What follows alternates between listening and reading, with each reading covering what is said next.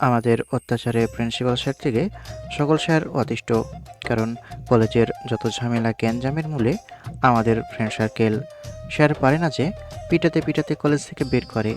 Sir তো বলে তার লাইফে আমাদের ব্যাচের মতো বদমাশ স্টুডেন্ট দেখেনি।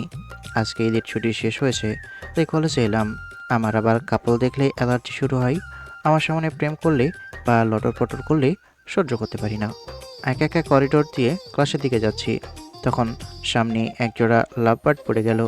ওদের ওখানে গিয়ে ছেলেটার ঘাড় ধরে বললাম, কী রে মদনা, সিনিয়রদের সামনে এমন মেয়ে নিয়ে লটর পটর করতে ভয় করে না? দিলাম কয়েকটা মাইর। মেয়েটা তো আমাকে দেখে আগেই দৌড় দিয়েছে। বেচারা আমার মায়ের খেয়ে কান্না শুরু করে দিয়েছে। যদি আবার আমার সামনে এমন লটর পটর করিস, তাহলে তোর কি করব নিজেও জানি না। সর তুই। বন্ধুদের কাছে এসে বসলাম। ভাই, তোর এসব ঢং বাদ দে। কোনো একদিন এমনভাবে এক মেয়ের প্রতি আসক্ত হয়ে পড়বি যে তোকে পাত্তাই দিবে না। শুধু শুধু ছেলেটাকে এমনভাবে পিটানোর কি প্রয়োজন ছিল? প্রেমে আমার অ্যালার্জি, বুঝেছিস? আমার মন কখনোই আর কারো প্রেমে পড়বে না। আহা, শোনা গো আমার। শর্ট তুই। তারপর আড্ডা দিতে শুরু করি। আড্ডা দেওয়ার মধ্যেই পিয়ন এসে বলল যে বুড়ো প্রিন্সিপাল ডাকছে। নে, প্রিন্সিপালের কাছে বিচার পৌঁছে গেছে। যা, শুনে কি বলে। হুম। ওটা প্রিন্সিপাল স্যারের পারমিশন নিয়ে ভিতরে এসে বসলাম। স্যারজি, আপনি এখনো বেঁচে আছেন? আমি ভাবলাম হয়তো এই ঈদের মধ্যে আপনি পটল তুলেছেন। মানুষ হবি না। আর আজকে কলেজে আসতে আসতে মারামারি শুরু করে দিয়েছিস। কলেজ পড়াশোনার জায়গা, প্রেম প্রীতির জায়গা না। ওই ছেলের উপর তার মা বাবার কত স্বপ্ন, আর সে এসে প্রেম প্রীতি করে বেড়াচ্ছে, ফালতু সময় নষ্ট করে বেড়াচ্ছে। সে ভুল করেছিল, তাই একটু শাসন করলাম। সিনিয়র হয়ে জুনিয়রদের এইটুকু শাসন করার অধিকার তো আছে, তাই না স্যার? স্যার আমার দিকে রেগে তাকিয়ে আছে। এখন বড় হয়ে গেছিস, মারতেও পারিস না। আর কয়েকটা মাস সহ্য করেই নি, এরপর এই কলেজ থেকে চিরবিদায় নিয়ে নেব। কিন্তু স্যার, আমার তো যেতে ইচ্ছে করছে না। আমি তো ভাবছি থেকেই যাব। প্রয়োজনে আমি তোদের হয়ে পরীক্ষা দিব, কিন্তু তোদের মতো এখানে থাকতে দেব না। তুই আর তোর বন্ধুরা জ্বালিয়ে মারছিস। প্রতিদিন তোদের নামে একটা ওটা কমপ্লেন আসতেই থাকে। স্যার, সে ঠিক আছে, কিন্তু স্যার ভাবছি তো এখানেই মাস্টার্স করব। তোর ভর্তিই নিব না, এখন তুই যেতে পারিস। Love you sir. আপনি কত ভালো স্যার। কিছু না বলেই ছেড়ে দিলেন। আপনার মতো স্যার যেন প্রতিটা কলেজের স্টুডেন্ট পাই। তোর মতো স্টুডেন্ট যেন কোনো কলেজে না পাই। তুই কি যাবি, না আমাকে উঠতে হবে? স্যার উঠতেই দৌড় দিয়ে স্যারের ক্লাসরুম থেকে বেরিয়ে আসি। স্যার, এই অসভ্য বেয়াদবটাকে আপনি কিছু বললেন না কেন? আপনি তো আগামীকাল থেকে জয়েন করছেন, তাই না? তখন বুঝে যাবেন কেন কিছু বললাম না। প্রতিদিন এর নামে অভিযোগ আসতেই থাকে। কয়টার জন্য পানিশ করব? তাই বলে শিক্ষকের সাথে এমন ব্যবহার? এর মধ্যে কোনো ম্যানার্স নেই। আমার ক্লাসে হলে সোজা করে দেবো পিটিয়ে। ইংরেজি তো কমন সাবজেক্ট, আপনাকে ওদের ইংরেজি ক্লাস নিতে হবে। ছেলে বেশ ট্যালেন্টেড, কিন্তু সমস্যা হচ্ছে এমন অসভ্য। কোডিং ভালো পারে, এর জন্য বেশ কয়েকবার ন্যাশনাল অ্যাওয়ার্ডও পেয়েছে। সে যাই হোক, আপনি একটু সাবধানে থাকেন, তাহলে হবে। বিশেষ করে এই ছেলের সামনে কখন যে আপনাকে কি করে দেয়, তখন আর মুখ দেখাইতে পারবেন না। যেখানে সাবধান হবার কথা স্টুডেন্টের, সেখানে আমাকে নাকি সাবধান হতে হবে? এ কোন জায়গায় এসে ফেসে গেলাম আমি? বন্ধুদের দিকে যাচ্ছি, তখন পিছন থেকে কেউ ডাক দিল। আবার পিছু ডাকে কেন? পিছনে ঘুরে দেখি বর্ষা। সামনে ঘুরে আবার হাঁটতে শুরু করি। দৌড় দিয়ে হাত মেলে আমার সামনে দাঁড়ালো। এই শয়তানের কি কোনো আর কাজ নেই? এই দেখ, তোর কিন্তু আমি ছাল ছাড়াবো। আমাকে দেখলেই এমনভাবে পালিয়ে যাচ্ছেন কেন? কিরে, তুই আমাকে তুমি করে বলছিস কেন? আপনি করে বল। শোনো না, চলো না একটু সুখ দুঃখের গল্প করে আসি। রেগে ওর দিকে এগিয়ে যেতেই সাইডে সরে গেছে। দেখতে দেখতে কখন মাইর খাবি। আমাদের ক্লাসে ছেলের অভাব নেই, ওদের সাথে গিয়ে লাইন মার। সিনিয়র, আমার তো আপনাকে পছন্দ। ওর কোনো উত্তর না দিয়ে চলে এলাম বন্ধুদের কাছে। আমি আকাশ আহমেদ নীল, পারিবারিক পরিচয় নাই দিলাম। আর এই শয়তান মেয়ে আমার জুনিয়র, একই এলাকার। তাই এত সাহস। বলি প্রেম করব না, কিন্তু তবুও আমার পিছু ছাড়ছে না। এত ধমক দিয়ে কিন্তু শোনে না। দেখতে দেখতে কখন যে প্যাদানি দেবো ঠিক নেই। বেচারি মেয়েটা শুধু শুধু এত কাঠখড় পুড়াচ্ছে। আরে বেটি, তোর হাতে কি অপশন কম আছে রে? আমাদের দিকে একটু তাকা। ধরে একদিন পিটানি দিলেই ঠিক হয়ে যাবে। ও এত সাহস পেয়েছে কোথায় বুঝতে পারছি না। এই মেয়ে মাঝে মধ্যে এত বিরক্ত করে কি বলবো। ইচ্ছে করে গালের উপর থাপ্পড় দিই, কিন্তু আমি তো ভদ্র মানুষ, মেয়ে মানুষকে কোনো কটু কথা বলি না। মারা তো অনেক দূরের কথা। কি হলো, এমনভাবে তাকিয়ে আছিস কেন? মাথার বোর্ড, কিছুদিন আগে যে প্রীতিকে থাপ্পড় মারলি। না, আসলে রাগ উঠলে সামনে কে থাকে ভুলে যাই। সবাইকে একই মনে হয়, নারী পুরুষের সমান অধিকার কি না, তাই তখন সামনে মনে হয়, তাই তখন সমান মনে হয়। মেয়েটা কে রে, এমনভাবে তাকিয়ে থেকে চলে গেল? আর এর আগে তো কলেজে দেখছি বলে মনে হয় না। আমি কিভাবে বলবো এই মহিলা কে, তো গিয়ে জিজ্ঞেস করি আই। না থাক, সে প্রয়োজন নেই। দেখ বন্ধু, মনে হচ্ছে আমাকে পছন্দ হয়েছে, তাই এমনভাবে আমার দিকে তাকিয়ে আছে। পটানোর চেষ্টা করতে হবে। সামনে বসেছিল, দিলাম লাথি, মুখের ফরে গিয়ে পড়েছে। কি করবি বললি? মুখ ফুসকে বের হয়ে গেছে বন্ধু। ছোট বাচ্চা ভেবে মাফ করে দে এবার। প্রেম ভালোবাসা তোমার বের করছি। আমি উঠে দাঁড়াতে হাবি উঠে দৌড় দিয়েছে। শালা এমনভাবে পালিয়ে গেলি কেন? তোর আন্ডা ফাটিয়ে তারপর ছেড়ে দিতাম। ছেলেটা তো অনেক বেয়াদব, কিভাবে মারামারি করে। আমার সাথে এমন করলে পিটিয়ে সোজা করে দেব। আমার সাথে এমন ইয়ার্কি ফাজলামি চলবে না। বসে থাকতে থাকতে বাকি বন্ধুরা এলো, ওদের সাথে আড্ডা দিয়ে ক্লাসে চলে এলাম। প্রীতি আমার দিকে তাকিয়ে আছে, রেগে তাকাতে চোখ অন্যদিকে করে নিল। কাকে মন দিলাম আমি, যে প্রেম ভালোবাসা পছন্দ করে না তাকে কিনা ভালোবাসলাম। আল্লাহ, একটু ওর পাথর মনে আমার জন্য ভালোবাসার ফুল ফোটাও। এমন হার্ডলেস কেন? সেদিন ওর মনে বুলডোজার চালিয়ে মনের পাথর ভাঙবো ভাবলাম, কিন্তু থাপ্পড় দিয়ে আমার দাঁতে নাড়িয়ে দিল। শালা, তোর মনে ঠাডা পড়ুক। ক্লাস শেষ করে বাইরে এলাম। প্রীতি আমার পাশ দিয়ে যাচ্ছে আর গাইছে, জীবনে ভালোবেসে করেছি ভুল। কিছু না বলে পাশ কাটিয়ে চলে এলাম। তারপর সব বন্ধুরা মিলে আড্ডা দিতে বসি। আড্ডা শেষ করে বাসায় এসে ফ্রেশ হয়ে লাঞ্চ করে ল্যাপটপ নিয়ে বসলাম। ফোনটা বেজে উঠলো, রিসিভ করে সালাম দিলাম। আসসালামু আলাইকুম, কে বলছেন? আমি গো, তোমার ক্রাশ। না মানে তোমার প্রেমিকা। না না, দেখ একদম ভালো হচ্ছে না, কিন্তু দেখ একদম ভালো হচ্ছে না। কি জন্য ফোন দিয়েছিস সেটা বল। বিকেলে ফ্রি আসছো? না, আমি ফ্রি নাই। ফোন রাখ তুই। ফোন কেটে অফ করে দিয়ে ল্যাপটপে কাজ করতে শুরু করি। জীবন চলছে এমনভাবেই, কলেজ, আড্ডা, বাসা, ফোন, ল্যাপটপ, ঘুম, এসবের ভিতর দিয়েই। প্রথম প্রেমে ছেঁকা খাওয়ার পর থেকে কোনো বেডি মানুষকে দুই চোখে সহ্য করতে পারি না। এসব প্রেম ভালোবাসা দেখলে তো শরীর আরও জ্বালা করে। জীবনটা কেমন যেন চিনি ছাড়া তরকারির মতো হয়ে গেছে। বসে বসে ল্যাপটপে কাজ করছি, তখন ছোট বোন আই কফি নিয়ে এলো।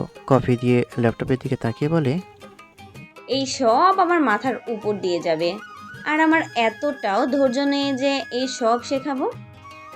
তোকে এগুলো কেউ শিখতে বলেছে? তোর না ডাক্তার হওয়ার ইচ্ছা, ডাক্তারি পড়ার প্রস্তুতি নেই। তোর যেটা হওয়ার ইচ্ছা সেটা পড়, যত খরচ আমি দেব। তা জানি। কিরে, তোর হাতে চোট কিসের? আমার কথা শুনে উঠে যেতে যাবে, তখন ধরে নিয়ে বললাম, আমাকে এক্সপ্লেন করে তারপর যা। মিথ্যা বলে কিন্তু তোর জন্য ভালো হবে না। না না, তেমন কিছু না, পরে গিয়ে এমন হয়েছে। সত্যি তো? যদিও আমি সত্যিটা জেনে যাব। আহিকে ছেড়ে দিতে চলে গেল। বিকেলে বসে বসে দুই ভাই বোন টিভিতে কার্টুন দেখছি, তখন কলিং বেল বেজে উঠলো। এই মুহূর্তে আবার কে এলো? এ আহি, গিয়ে দেখতো কে এলো। আহি উঠে গিয়ে দরজা খুলে দিল। দেখে একটা মেয়ে। জি, কে আপনি? আপনার নাম কি? কাজ কি? কাকে চাই? এটা কি আসলাম পারভেজের বাসা না? জি, এটা তারই বাসা। আপনি কে? আপনার পরিচয় দেন। বাপরে, কত প্রশ্ন করে। আপনি আমাকে চিনবেন না। যদি উনি থেকে থাকে তাহলে ওনাকে একটু ডেকে দিন। আহি, কে এসেছে? দেখো, হয়তো ভিখারি বা সাহায্যের জন্য কেউ এসেছে। ওখানে যাচ্ছ তখন হাতে পয়সা করে নিয়ে যাও। অ্যাঁ, আমি ভিখারি? আমাকে ভিখারি বলল? এত বড় অপমান! কণ্ঠটা তো ওই বেয়াদবের মতোই লাগে। এটা কি তারই বাসা? তুমি কি এরা ইসমাইল হোসেনের মেয়ে? আমি চিনি না আম্মু, তুমি কথা বলো। আম্মু ভিতরে এসো, তোমার কথা আমাকে বলে রেখেছিল। আমি ভাবলাম হয়তো সকালে আসবা, কিন্তু বিকালে এসেছো। তোমার আঙ্কেল তো বাসায় নেই, অফিস থেকে এখনো বাসায় আসেনি। ভিতরে এসে বসো, তারপর কথা হবে। জি আন্টি। আইয়ে এসে আমার পাশে বসেছে। আমার পিছনে পিছনে ওই মেয়ে বাসার ভিতরে এলো। আম্মু সোফায় বসে। এইটা তো ওই বেয়াদবটাই। বসো। তোমার থাকার বিষয়ে বলেছিল। তোমার আঙ্কেল বলেছিল যে তোমার যদি কোনো সমস্যা না থাকে তাহলে আমাদের সাথে থেকে যেতে। নিচে অনেকগুলো রুম ফাঁকা। আমি তো বাসা খুঁজে দেওয়ার জন্য। বাইরে বাসা খুঁজতে বলেছে, খুঁজে দিলেই তো হয়ে যায়। তোকে কথা বলতে বলেছি? তোরা ভাই বোন টিভি দেখছিস, টিভি দেখ। ভাইয়া, মেয়েটা তোমাকে দেখে মনে হয় ক্রাশ খেয়েছে। আসার পর থেকেই কেমন আর চোখে দেখছে।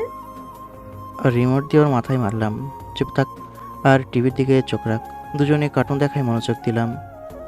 নাহার, একটু চা কফির ব্যবস্থা কর। খালাম্মা, আহি আপার নুডলস রান্না করছিলাম, ওগুলো নিয়ে আসি। তাহলে তো ভালোই, যাও নিয়ে এসো। ওই দেখ, তোর নুডলসের ভাগ অন্য কেউ খাবে। এখন তুই কি খাবি? ওদের দুটোর কথায় কান দিও না। তুমি করে বলছি, কোনো সমস্যা নেই তো?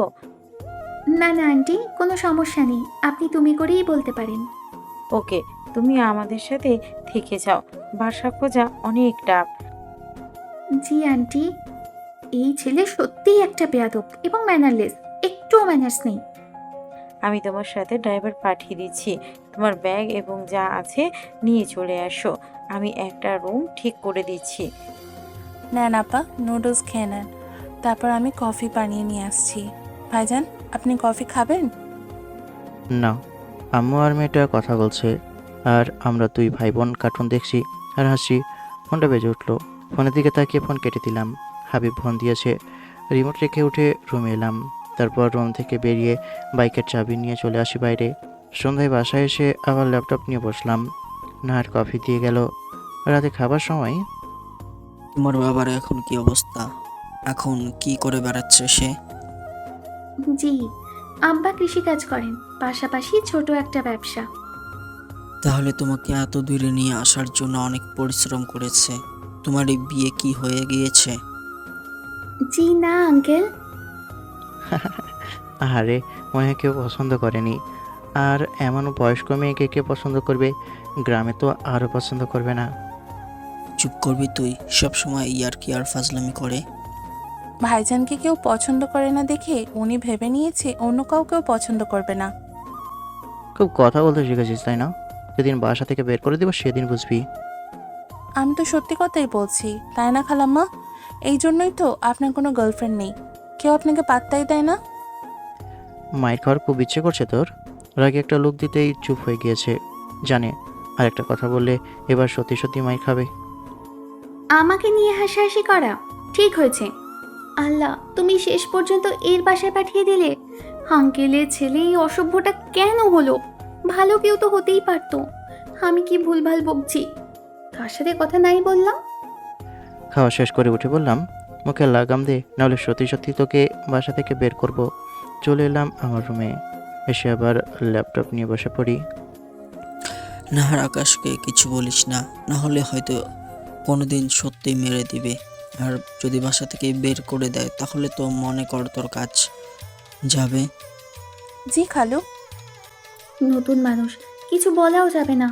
আর যদি আমাকেও বের করে দেয় তখন ফ্রি ফ্রি থাকা আর খাওয়াও হবে না। বাইরে থাকতে গেলে অনেক খরচ হয়ে যাবে। নিজের পায়ে নিজের কুড়াল মারার শখ নেই বাবা। দেখো মা, আমার ছেলের সাথে তেমন কথা বলার প্রয়োজন নেই, আর সে তোমার দিকে ফিরেও দেখবে না। কথা বলা তো দূরের কথা, যতক্ষণ না তুমি ওর রাস্তায় না যাবে ততক্ষণ কিছু বলবে না। জি আঙ্কেল, মনে থাকবে। না শাসন করার জন্য এমন বিগড়ে গেছে। বড়লোকের ছেলে মেয়ে এমন হয়, জানতাম না তো। টাকা পয়সা রয়েছে তাই বিগড়ে গেছে। বসে বসে কোড লিখছি।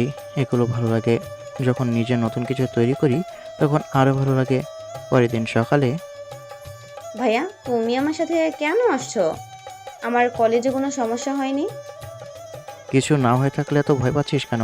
চুপচাপ আমার সাথে আই, দেখি তোকে কে এমনভাবে চোট দিল? আহির কলেজের ভিতরে এলাম, ওর ক্লাসরুমে এসে বললাম, বল কে কী করেছে? সবাই আমার দিকে তাকিয়ে আছে। সবাইকে উদ্দেশ্য করে বললাম, আমার বোনকে কে আঘাত করেছে? তানিশা, তুমি বলো। ভাইয়া কেউ তো কিছু করেনি। ধমক দিয়ে বললাম, সত্যিটা বলো। আমার এমন ধমক শুনে কেঁপে উঠলো। বলো কী হয়েছে, আর কী নিয়ে ঝামেলা, আর চোট পেলো কীভাবে? ভাইয়া আপনার বোন তো শুধু ছোট পেয়েছে, কিন্তু আপনার বোন তো মেরে ওই ছেলের মাথা ফাটিয়ে দিয়েছে। তানিশার কথা শুনে আহির দিকে তাকাতেই শয়তান মুচকে মুচকে হাসছে। এই না হলে আমার বোন, তাহলে ঠিক আছে, কিন্তু কী নিয়ে এমন ঝামেলা? ক্লাস মনিটর কে হবে এই নিয়ে আপনার বোনের সাথে আমাদের ক্লাস টপারের ঝামেলা। একসময় হাতাহাতি, তারপর আহি রাগে ডাস্টার দিয়ে মেরে মাথা ফাটিয়ে দিয়েছে। আর ওই ছেলে আহিকে একটু ধাক্কা দেওয়ার জন্য পড়ে গিয়ে আঘাত পেয়েছে। যেমন ভাই তেমনি বোন। আমি তো ভাবছিলাম আজকে আপনাদের কাউকে ডেকে পাঠাবো। এখন বলুন মিস্টার, আপনার বোনের কি করব? আমাদের কি করা উচিত? কিছুদিনের জন্য কি কলেজ থেকে সাসপেন্ড করে দিব, নাকি শাস্তি দিব বলুন? আমার বোনকে কে শাস্তি দেবে? কার এত বড় দুঃসাহস? দেখি ম্যাডাম একটা লাঠি নিয়ে আলতো করে তার হাতে আঘাত করছে। দেখুন ম্যাডাম, ভুল যখন হয়ে গিয়েছে সে হয়ে গিয়েছে, এর পরের বার থেকে আর এমন করবে না।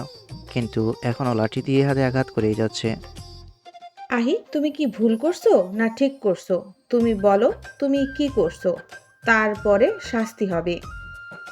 এই যে মিসেস, আপনি কি আমাকে হুমকি দিচ্ছেন? মিসেস নয়, ম্যাম হবে। আর হ্যাঁ, হুমকি দিচ্ছি। আপনার বোনকে শাস্তি দিলে কি করবেন শুনি? আমি কি করব দেখবেন আপনি। ম্যাডামের দিকে এগিয়ে গেলাম। ম্যাম আমার দিকে তাকিয়ে আছে। চোখে মুখে তার ভয় স্পষ্ট।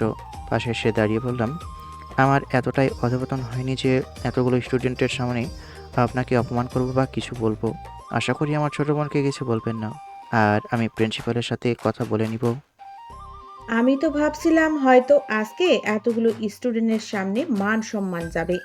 যেভাবে এগিয়ে আসছিল আমি তো ভয় পেয়ে গিয়েছিলাম। বাহ, পারফিউমের ঘ্রাণ তো বেশ সুন্দর, একেবারে পাগল করে দিচ্ছে।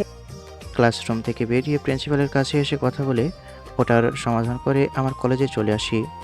ক্লাসে আসতেই দেখি নতুন ম্যাম। আসতে পারি miss? Call me madam, not miss. You are late, so stay outside. আমি বারণ করেছি না? তারপরও ক্লাসরুমে প্রবেশ করেন কেন? কোনো রিপ্লাই না দিয়ে হাবিবকে সরিয়ে ওর পাশে বসে গেলাম। আচ্ছা বেয়াদব তো। না, খুদাই পেঁচাল পেরে লাভ নেই, যা পারছে করতে থাক।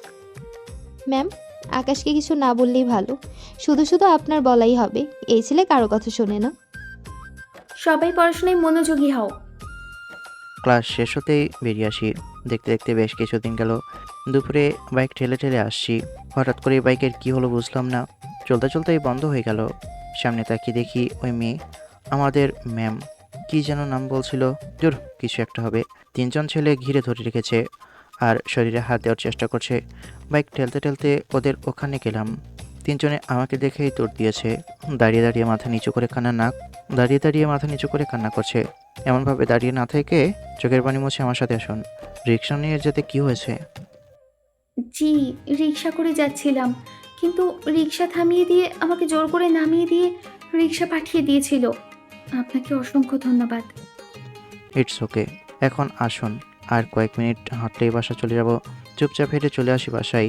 আমি গ্যারেজে বাইক রেখে চলে আসি বাসার ভিতরে। হেঁটে আসার জন্য শরীর ঘেমে গিয়েছে। চেঞ্জ করে ওয়াশরুমে এসে গোসল করে বেরিয়ে এলাম। তারপর খেয়ে আবার রুমে। বিকেলে দ্বিতীয় বাইক নিয়ে বের হলাম।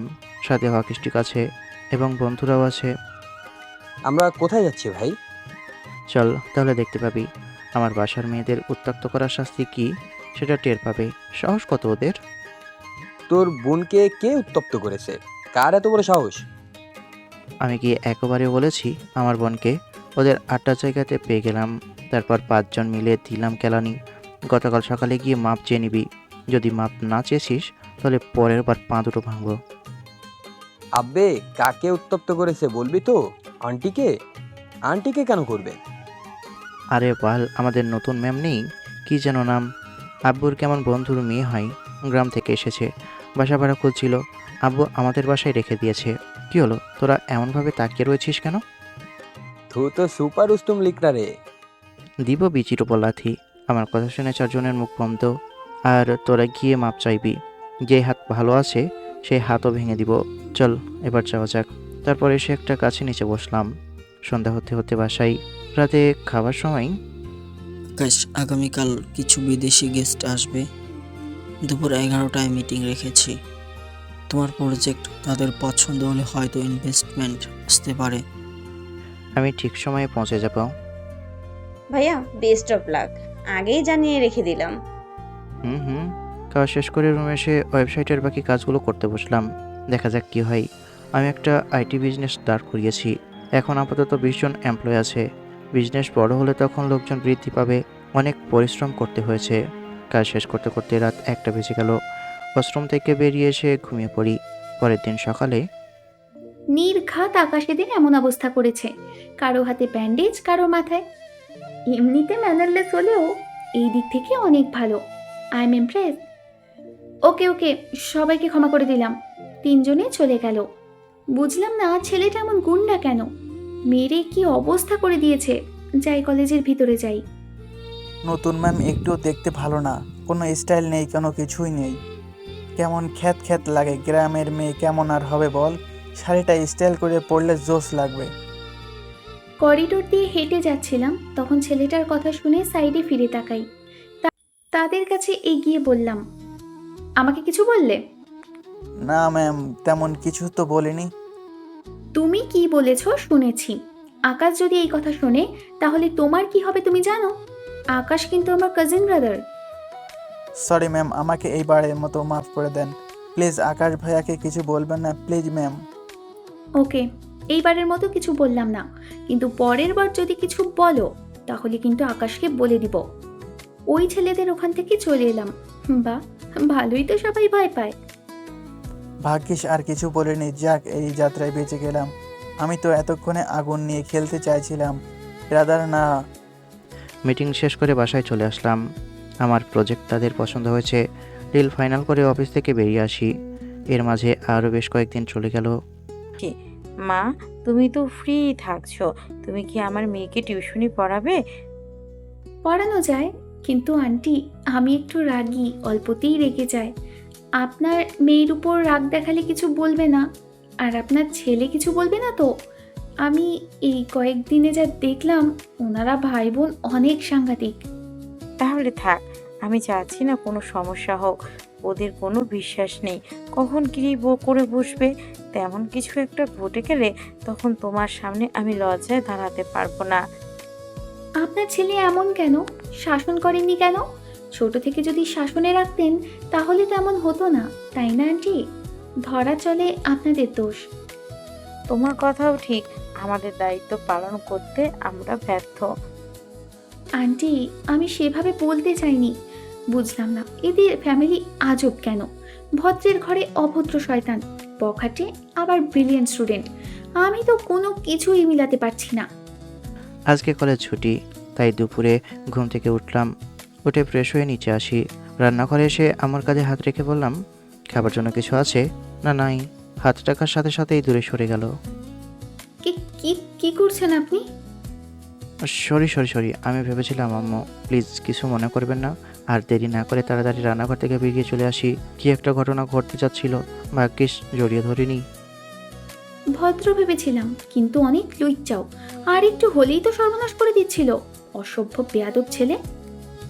সবাই বসতে যাব, তখন আম্মুকে দেখতে পেয়ে বললাম, আম্মু খাবার জন্য কিছু কি রয়েছে? দিয়ে যাচ্ছি। আম্মু রান্নাঘর থেকে পায়েস দিয়ে গেল। খেয়ে রুমে। পরের দিন সকালে কলেজে প্রবেশ করতে যাব, তখন কোথা থেকে একটা মেয়ে বাইকের সামনে এসে পড়লো। খেয়াল করে দেখি ইরা ম্যাম। মরা রাত জায়গা পাননি? আমার বাইকের সামনে এমনভাবে পড়েছেন কেন? আমার দিকে তাকিয়ে সামনের দিকে তাকিয়ে আছে। চেহারায় ভয় স্পষ্ট। কি রয়েছে যে এমনভাবে তাকিয়ে আছে? দেখি একটা লোক। তাড়াতাড়ি বাইক থেকে নেমে ওনাকে ধরে উঠিয়ে বললাম, কি হয়েছে মিস? লাভার এসে গেছে। এটা তোর আশিক? তোর বাপ তোকে লুকিয়ে রেখেছে বলে কি তোকে খোঁজে পাবো না বলছিস? লোকটা এগিয়ে এলে বললাম, আমাদের কলেজে কি চাই? এই যা, তোরা ওকে ধরে নিয়ে আয়। মনে হচ্ছে বেশ বড় একটা ঝামেলা হবে। একজন এগিয়ে এলে নাকের উপর ঘষি দিয়ে মিডিল বরাবর লাথি পড়তে যাবে, তখন ওর টি শার্ট ধরে দুই গালে দুইটা থাপ্পড়, এমন মাইর খেয়ে নিচে পড়ে গেছে। তোর সাথে ফাইট করে মজা পাওয়া যাবে। কোনো রিপ্লাই না দিয়ে ওর পেটে ঘুষি মারতেই সামনে হেলে পড়ে। মাথা নিচু হতেই মুখে হাঁটু দিয়ে আঘাত করেছি। লোকটা পিছনে সরতে সরতে অনেক দূরে সরে গেছে। উত্তর বাচ্চা, তোকে তো আমি আজকের মতো যাচ্ছি, কিন্তু পরের বার দেখে নিব। সাবধানে থাকিস, কখন কি হয়ে যাবে বুঝতেই পারবি না। কোনো রিপ্লাই না দিয়ে এগিয়ে যেতেই দৌড় দিয়েছে। যে লোকটাকে প্রথমে মেরেছিলাম সে উঠে দৌড় দিয়েছে। পিছনে ঘুরে বললাম, দেখতে তো আহামরি সুন্দরী না, তারপরেও আপনার পিছনে এত লোকজন পড়ে আছে কেন? সেদিন ওই ছেলেগুলো, আর আজকে এই লোক। হেল্প করার জন্য থ্যাঙ্কস। আজকের এটা আমার ব্যক্তিগত প্রবলেম। সবসময় হেল্প করতে পারবো না বা থাকবো না। এবার একটা বডিগার্ড রাখেন, অথবা বিয়ে করে তার ছায়ে চলে যান। এই লোকের থেকে কিভাবে রক্ষা পাবো জানি না। বাদ দেন, যা হবে দেখা যাবে। আমাকে হেল্প করার জন্য আবারও ধন্যবাদ। এরা ম্যাম চলে গেল। বুঝলাম না এর রহস্য কি। মারপিট হবার জন্য অনেক স্টুডেন্ট জমা হয়ে গিয়েছে। তারপর আবার মেইন গেট। বাইকের কাছে আসতেই প্রীতি বাইকের অপোজিটে দাঁড়িয়ে আমার দিকে তাকিয়ে আছে।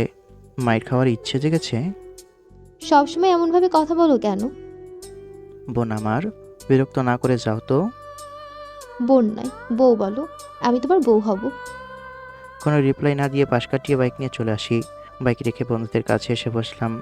সবাই মিলে কিছুক্ষণ আড্ডা দিয়ে যখন ক্লাসের দিকে যাব, তখন ফোনটা বেজে উঠল। পকেট থেকে ফোন বের করে দেখি আম্মু কল দিয়েছে। রিসিভ করতেই, আকাশ, কিছু লোক আমাদের বাসায়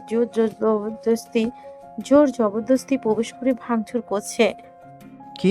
কার এত বড় দুঃসাহস? দাঁড়াও, আমি ওদের তো আজকে হাড় হাড্ডি ভেঙে তবেই ছাড়বো। তুমি সাবধানে থাকো, আমি আসছি। ফোন কেটে বললাম, হাবিব, হাতের সুখ করতে চাইলে আমার সাথে আই। সাফি, তোরাও আই। আমাদের বাসায় কারা যেন প্রবেশ করে ভাঙচুর করেছে। 5 জন ঘুরে যে যার বাইক নিয়ে চলে আসি বাসায়। বাসায় আসতেই দেখি সব কিছু ভেঙে নিচে পড়ে আছে। সোফা উল্টানো, টিভিটা ভাঙা, দামি দামি শোপিসগুলো ভেঙে ফ্লোরে পড়ে আছে। আম্মু আর নাহার ছুটে এলো। ওই লোকগুলো বলেছিল যেন ইরাকে বাসা থেকে বের করে দিই, না হলে বলল আমাদের কারোর জন্য ভালো হবে না। বিভিন্নভাবে হুমকি দিয়ে গেল। বাসার অবস্থা দেখে রাগে ফোনে এত জোরে চাপ দিলাম যে ফোন তুমড়ে গেল। আমার রুমে এলাম। এসে ল্যাপটপ অন করে সিসিটিভি ফুটেজ চেক করছি। এগুলো কে? এদের কাউকেই তো পরিচিত বলে মনে হচ্ছে না। যে হয়ে থাকুক না কেন, এদের থেকে 2 গুণ ওসুল করব। আমাকে চিনে না, ও ভুল লোকের সাথে পাঙ্গা নিয়ে ফেলেছে। এদের অনেক আফসোস করতে হবে। এই ইরা মেয়েটার জন্যই এমন কিছু। এই ইরা মেয়ে সব কিছু জানি, সেই আমাদের সব কিছু বলবে। চল কলেজে। দেখ, মেয়েটাকে কিছু বলিস না, মেয়েটা হয়তো কোনো সমস্যায় পড়ে আছে। কোনো উত্তর না দিয়ে ল্যাপটপ অফ করে উঠে চলে আসি। পিছনে পিছনে 4 জন এলো। খালাম্মা, ভাইজান এই আপাকে কিছু বলবে না তো? যে রাগ ওনার কারণে কত ক্ষতি হয়ে গেল। বলতে পারবো না, কি করবে, মেয়েটার জন্য টেনশন হচ্ছে। একটু পরে কলেজে চলে এলাম। ওনাকে খুঁজতে 3rd ইয়ারের ক্লাসরুমে পেয়ে যাই। ম্যাম, আপনি বেরিয়ে আসুন। আমার কথা শুনে আমার দিকে তাকিয়ে আছে। আপনাকে কি বললাম শুনতে পাননি? আপনি বের হয়ে আসুন। এর আবার কি হলো? দেখি কি বলছে, শুনে আসি। যদি না যায় আর যদি সিন ক্রিয়েট করে, তাহলে সমস্যাটা আমারই। যেই রেগে আছে নিশ্চয়ই কিছু একটা হয়েছে। টেবিলের উপর বইটা রেখে ক্লাসরুম থেকে বেরিয়ে গিয়ে বললাম, জি বলুন। ওই লোকগুলো কে ছিল? ওটা আমার পার্সোনাল বিষয়, আমি ওটা হ্যান্ডেল করে নিব। আপনাকে কিছু করতে হবে না। ওটা আপনার পার্সোনাল বিষয়ের সাথে সাথে আমারও বিষয় হয়ে দাঁড়িয়েছে। আপনার জন্য ওই লোকগুলো আমার বাসায় গিয়ে ভাঙচুর করেছে। আম্মুকে আর নাহারকে হুমকি দিয়ে এসেছে। বলেছে যেন আপনাকে বাসা থেকে বের করে দিই। আর আপনি বলেন ওটা আপনার পার্সোনাল বিষয়? কুল কুল, এমনভাবে চিৎকার করে পুরো কলেজকে জানাবি নাকি? চলেন আমার সাথে। ওদের বাসা কোথায় বা কোথায় থাকে দেখিয়ে দিবেন। আমার তো এখন ক্লাস আছে। ক্লাস? ধমক দিয়ে বললাম, রাখেন আপনার ক্লাস। আমার এমন ধমক শুনে কেঁপে উঠলো। হাত ধরে টানতে শুরু করি। ওদের সাহস কত আমার বাসায় প্রবেশ করে ভাঙচুর করে আর আম্মুকে হুমকি দেই। ওদের এক একটার কি করবো নিজেও জানি না। হকি স্টিক নিয়ে আয় তো কেউ। ওনার এমন ধমক খেয়ে চুপচাপ হেঁটে যাচ্ছি। এমন গুন্ডা কেন? বাইরের সকল স্টুডেন্ট আমার দিকে তাকিয়ে। রাগ হচ্ছে, প্লাস ভয়ের মাত্রাটাই বেশি। আল্লাহ, আমি কোথায় এসে পড়েছি? এক গর্ত থেকে উঠে দাঁড়াতে দাঁড়াতে আরেক গর্তে এসে পড়লাম। বাইকের কাছে এসে দাঁড় করিয়ে উঠে বসলো। আমি চুপচাপ দাঁড়িয়ে আছি। আমাকে কি নামতে হবে? যদি নামতে হয় তাহলে আপনার জন্য ভালো কিছু হবে না, বুঝতেই পারছেন। আমার কথা শেষ হতেই বাইকের পেছনে উঠে বসলো। তোরা চারজন আমাকে ফলো কর। আপনি আমাকে রাস্তা দেখিয়ে দেন। তারপর প্রায় 40 মিনিট পর একটা গ্রামে এসে পৌঁছাই। একটা বাসার সামনে দাঁড়িয়েছি। এটা কার বাসা? জি, আমাদের ইউনিয়নের চেয়ারম্যানের বাসা। উনি সকালে কলেজে আমাকে নিতে গিয়েছিলেন। বাইক থেকে নেমে কলিং বেল দিতেই একজন মহিলা মেইন দরজা খুলে দেয়। হাবিব, তোর ফোনটা দে। হাবিব ফোন বের করে আমার হাতে দেই। একটা ছবি বের করে দেখিয়ে বললাম, এই ছেলে আপনার কে হয়? মহিলা কিছু বলছে না, ইরার দিকে তাকিয়ে আছে। এই ছেলেগুলোকে, এগুলো তোর নাম? তুই জানিস না আমার ছেলের সাথে তোর বিয়ে ঠিক হয়ে আছে? বিয়ে ঠিক হয়ে যাবার পরেও কিভাবে পরপুরুষের সাথে মেলামেশা করিস? আমি ইরা ম্যামের হাত ধরে ওই মহিলার সামনে দাঁড় করিয়ে দিলাম। এই মহিলার 2 গালে থাপ্পড় দেন। যদি জোরে না মারতে পারেন তাহলে আমি আপনার গালে তার 2 গুণ জোরে মারব। চুপচাপ মাথা নিচু করে দাঁড়িয়ে আছে। আমি ইরা ম্যামের পিছনে দাঁড়িয়ে ওনার হাত ধরে ওই মহিলার 2 গালে 2টা থাপ্পড় দিলাম। থাপ্পড় খেয়ে নিচে পড়ে গেছে। কোনো মেয়ের সাথে কোনো ছেলে থাকলেই সে খারাপ না, তার চরিত্র খারাপ না। এই বুড়ি, তোর ছেলে আমার বাসায় গিয়ে ভাঙচুর করেছে, লাখ লাখ টাকার জিনিস নষ্ট করেছে। তোর ছেলে কোথায় বল? কোথায় রয়েছে? ফোন দিয়ে ডাক। আমি কিন্তু পুলিশকে ফোন দিব। তুই কিন্তু একজন রানিং চেয়ারম্যানের বাসায় এসে হুমকি দিচ্ছিস। তোর কোন বাপকে ডাকবি ডাক। তোদের তোর কত দূর আমিও দেখব। আমার কাছে এমবির ফোন নাম্বার আছে, নিবি? ফোন দিব না, তুই ওর নাম্বার নিয়ে কথা বল। তোর ছেলে কোথায় বল। এই সব কিছু করার জন্য তোকে অনেক আফসোস করতে হবে। আর তুই নষ্টা, তোর বাবা মায়ের কি করি দেখ। তুই কিছু করে দেখ না, তোর হাত কেটে তোর গলায় ঝুলিয়ে দেব। ফোন দে তোর ছেলেকে। কি হলো, ফোন দিতে পারিস না? এমনভাবে হবে না। নে, ভাঙচুর শুরু কর। তোর বাসায় ভাঙচুর করছে না? যদিও তোর বাসায় মতো মূল্যবান কিছু এখানে নেই। ঠিক বলেছিস। ওই মহিলার মুখ বন্ধ হচ্ছে না। ইরা ম্যামকে যা নয় তাই বলে যাচ্ছে। আর ইরা ম্যাম মাথা নিচু করে শুনে যাচ্ছে। ওর এমন শুনে আমি একটা থাপ্পড় দিলাম। থাপ্পড় খেয়ে নিচে পড়ে গেছে আর কান্না করে দিয়েছে। এই 3টা কার বাইক? কেউ কি আমাদের বাসায় এসেছে? এই, তোরা তাড়াতাড়ি বাসার ভেতরে আয়। আপনাকে এত কিছু বলছে, চুপ করে আছেন কেন? কিছু বলতে পারেন না? তোরা কে? তোদের সাহস কি করে হয় আমার বাসায় প্রবেশ করার আর এমনভাবে ভাঙচুর করার? পিছনে ঘুরে বললাম, তুই সাহসের দেখেছিসটা কি মাদারবোর্ড? তোর সাহস কি করে হয় আমার বাসায় ভাঙচুর করার? ভাঙচুর করেছিস সেটা ঠিক আছে, ভাঙচুর করেছিস সেটা ঠিক ছিল, কিন্তু সব থেকে বড় ভুল করেছিস আমার আম্মুকে হুমকি দিয়ে। 5 জনের মধ্যে 2 জনের অবস্থা তো আগেই খারাপ হয়েছিল, এখন 3 জন আছে। হাবিবকে ইশারা করে মেইন দরজা বন্ধ করতে বললাম। আমার ইশারা পেয়ে দরজা বন্ধ করতে চলে গেল। তুই এখানে? আমি কিন্তু পুলিশকে ফোন দিব। তুই জানিস আমি একজন রানিং চেয়ারম্যান। যাকে খুশি ফোন দে। হকি স্টিক নিয়ে শুরু করলাম মাইর। ও শব্দ হচ্ছে আর মাঝে মধ্যে চিৎকার করছে। 5 জন মিলে এমনভাবে পিটালাম যে মনে হয় না 1 মাসের আগে বিছানা থেকে উঠে দাঁড়াতে পারবে। ওই মহিলা তো আমার পায়ে ধরে কান্না জুড়ে দিয়েছে যেন তার ছেলেকে আর না মারি, কিন্তু আমার রাগ এখনও কমছে না। তাই চেয়ারম্যানকে দিলাম লাথি। আমার লাথি খেয়ে মুখ দিয়ে রক্ত বেরিয়ে গেছে। আমার ছেলেকে ছেড়ে দেন, আর মারবেন না। আর মারলে মরেই যাবে। শোন, তোর পাওয়ার এই ইউনিয়ন পর্যন্ত, তাই এর মধ্যেই তোর পাওয়ার দেখাবি। তোর রেঞ্জ থেকে বেরিয়ে কিছু করতে গেলে এমনভাবেই মাইর খাবি। তুই এবার ভুল মানুষের সাথে পাঙ্গা নিয়ে ফেলেছিস। আর যদি এই মেয়েকে বা তার পরিবারকে বিরক্ত করিস তাহলে এবার তোকে জানেই মেরে ফেলবো।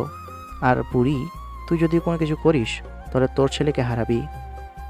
এমনভাবে গায়েব করে দিব যে আর কোনোদিনও খুঁজে পাবি না। এই কথা মাথার মধ্যে ভরে নে।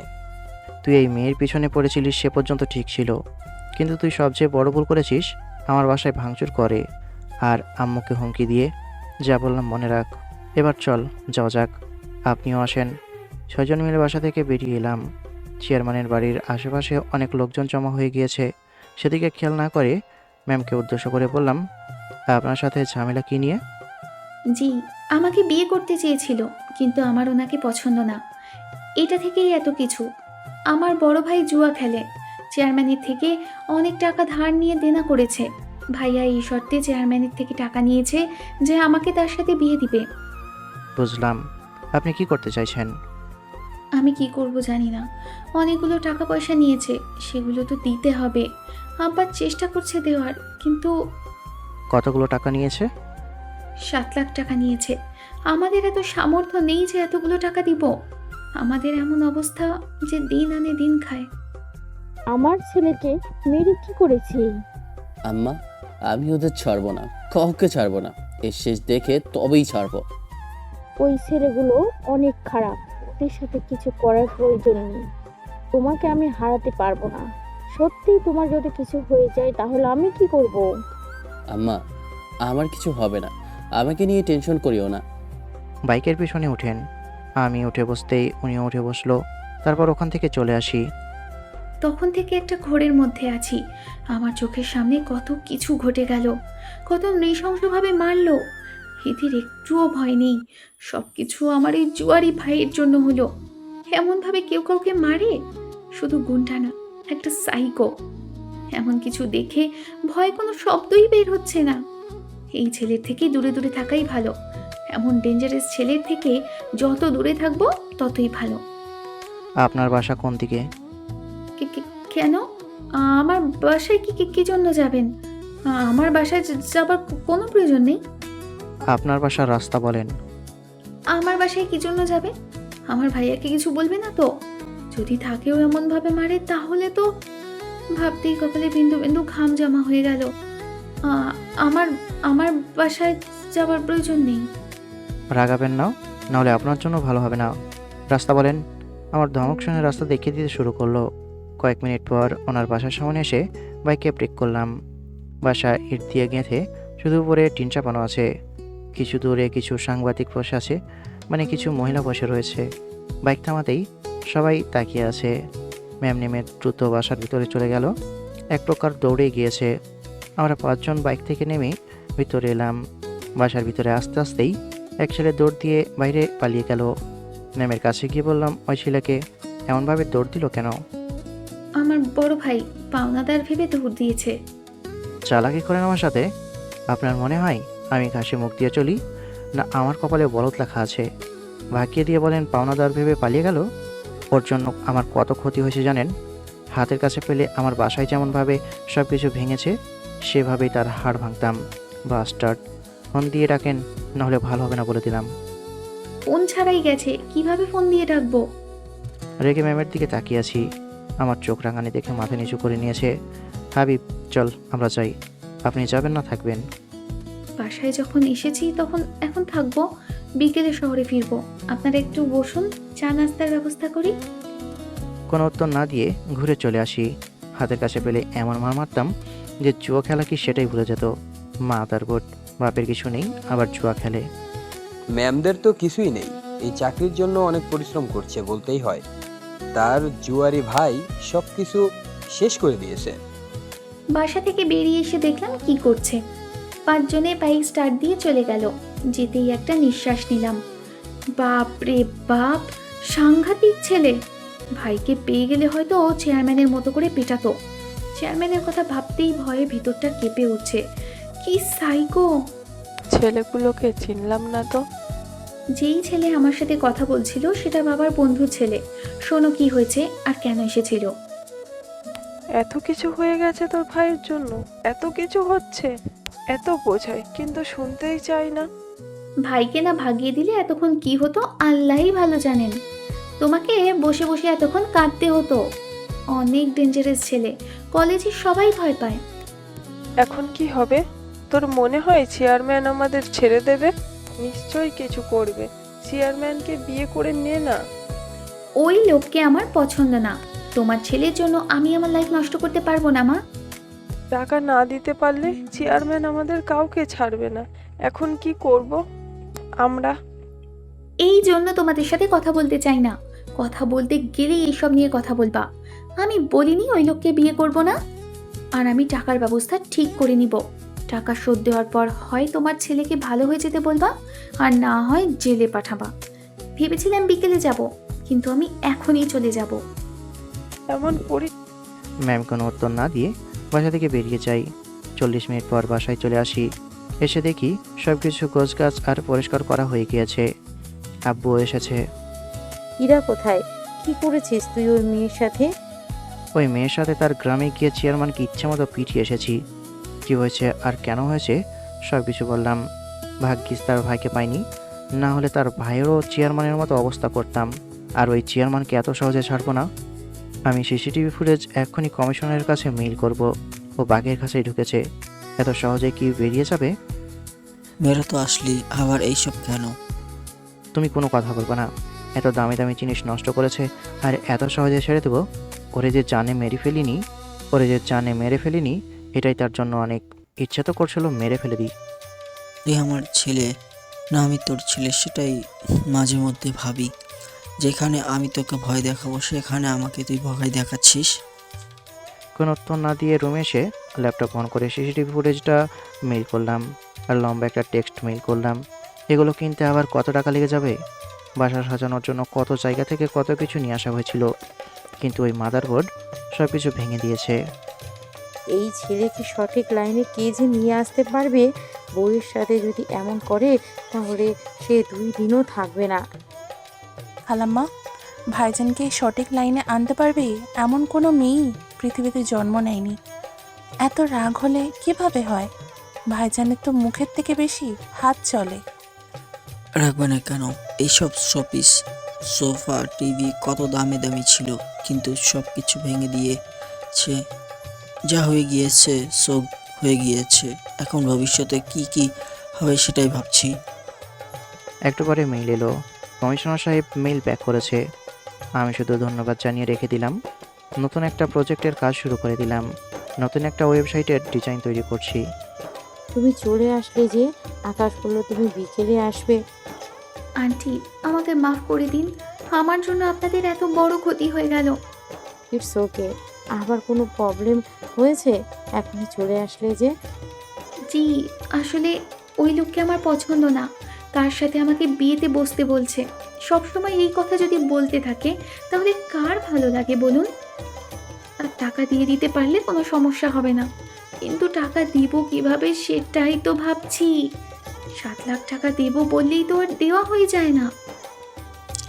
আমি টাকা দিয়ে দিচ্ছি। না না, নিজেকে ছোট মনে করবো না। দয়া বা করুণা করছি না। তুমি বেতন পেলে সেখান থেকে একটু একটু করে দিয়ে শোধ করে দিবা। ব্যাংকের মতো করেই সব ফর্মালিটিস পূরণ করা হবে। তাহলে তো অনেক ভালো হয় আঙ্কেল, আপনাকে অসংখ্য ধন্যবাদ। ভাইজানের সাথে আপার বিয়ে দিয়ে দেন, তাহলেই তো হয়ে যায়। আপা কি কম সুন্দর নাকি? আপার মুখটা কত মায়াবী, নাকটা কত সুন্দর, চোখ দুটোও কত সুন্দর। নাহারের কথা শুনে আব্বু আম্মু আর ম্যাম ওর দিকে তাকায়। আমি পাগল তো যে এমন ডেঞ্জারাস সাইকো ছেলেকে বিয়ে করব। সিঙ্গেল থাকবো সেই ভালো, কিন্তু এমন ছেলেকে বিয়ে? না বাবা না, কখনোই না। তোর মুখ বন্ধ রাখতে পারিস না? এত কথা বলিস কেন? নাহারের কথাই কিছু মনে করবা না। একটু বেশি কথা বলে, তুমি তো জানোই। আমি কিছু মনে করিনি। আপনি যেমন বলবেন সেভাবেই তাহলে হবে। আমি আপনাকে 25,000 করে দিয়ে শোধ করে দিব। যদি লাভের কথা বলেন তাহলে। না না, তার প্রয়োজন নেই। তুমি শুধু আসলটাই দিও। এইসব লাভের প্রয়োজন নেই। চেয়ারম্যান হয়তো এখন হাসপাতালে ভর্তি। নিজ হাতে টাকা দিয়ে আসবা। তাহলে তুমি তোমার রুমে গিয়ে রেস্ট নাও এবং অফিসে যা। ম্যাম তার রুমের দিকে চলে যায় এবং আব্বু অফিসে যাবার জন্য বেরিয়ে যায়। নাহার আর আম্মু রান্নাঘরে যায়। নাহার বলে, খালাম্মা, দেখেন রাজি হয়ে যান। ভাইজানকে ঠিক করতে পারলেই ওই আপাই পারবে। কারণ একজন ম্যাম জানে কিভাবে গাধা স্টুডেন্ট পিটিয়ে মানুষ করতে হয়। এই হিংস্র বাক্যে ঠিক করতে এমন শিকারই প্রয়োজন। তোর মুখটা বন্ধ রাখতে পারিস না? তুই আমার ছেলেকে আমার থেকে বেশি ভালো করে জানিস। তাহলে কোন মেয়ে এমন পারবে বলেন? একে ভাইজানের সিনিয়র এবং কলেজের ম্যাম। একটু হলেও ওনার বিবেকে বাঁধবে। ছোট কোনো মেয়ের সাথে বিয়ে দিলে থাপ্পড় খেয়ে প্রতিদিন একটা একটা করে দাঁত খসে পড়বে। এটাই তো সমস্যা রে নাহার, মুখের থেকে হাত চলে বেশি। এই ভয়েই তো কোনো মেয়েকে এই বাসায় বউ বানিয়ে নিয়ে আসতে ভয় করে। তাই তো বলছি, এই আপাকে বউ বানিয়ে নেন। দেখতে কত মিষ্টি এবং সুন্দর, ওনার ব্যবহারটাও অনেক সুন্দর। যদিও ঠিক বলেছিস, ভেবে দেখতে দে। আর আকাশ কি রাজি হবে বলছিস? তার মেয়ে মানুষের অ্যালার্জি, এমন কথা শুনলে রেগে চিৎকার চেঁচামেচি শুরু করবে। হয়ে গিয়েছে তোমাদের প্ল্যান করা। ভালো মন্দ কিছু রান্না করার কথা বলতে এসে ভালো মন্দ কিছু শুনলাম। নাহার, আজকে তোকে এই চাকরি থেকে আউট করব। ইদানিং দেখছি তুই খুব বেশি কথা বলছিস। আমার কথা শুনে দুজনে অবাক হয়ে তাকিয়ে আছে। নাহার ভয়ে ভয়ে তাকিয়ে আছে। তুই কখন এসেছিস? তোমরা যখন থেকে এমন ইভিল প্ল্যান করছো তখন থেকেই। নাহার, তোর সাহস আছে বলতেই হয়। তোর তো আমি কি করব নিচেও জানি না। রান্নাঘরের ভিতরে আসতেই আমার সামনে এসে দাঁড়িয়েছে। তুই যদি আমার সামনে আসিস তাহলে তোর মাথা ফাটাবো মনে রাখিস। খারাপ কি বলেছি? আর আপনি আমাকে কাজ দিয়েছেন নাকি? খালাম্মা আমাকে কাজ দিয়েছে, বের করলে উনি করবেন।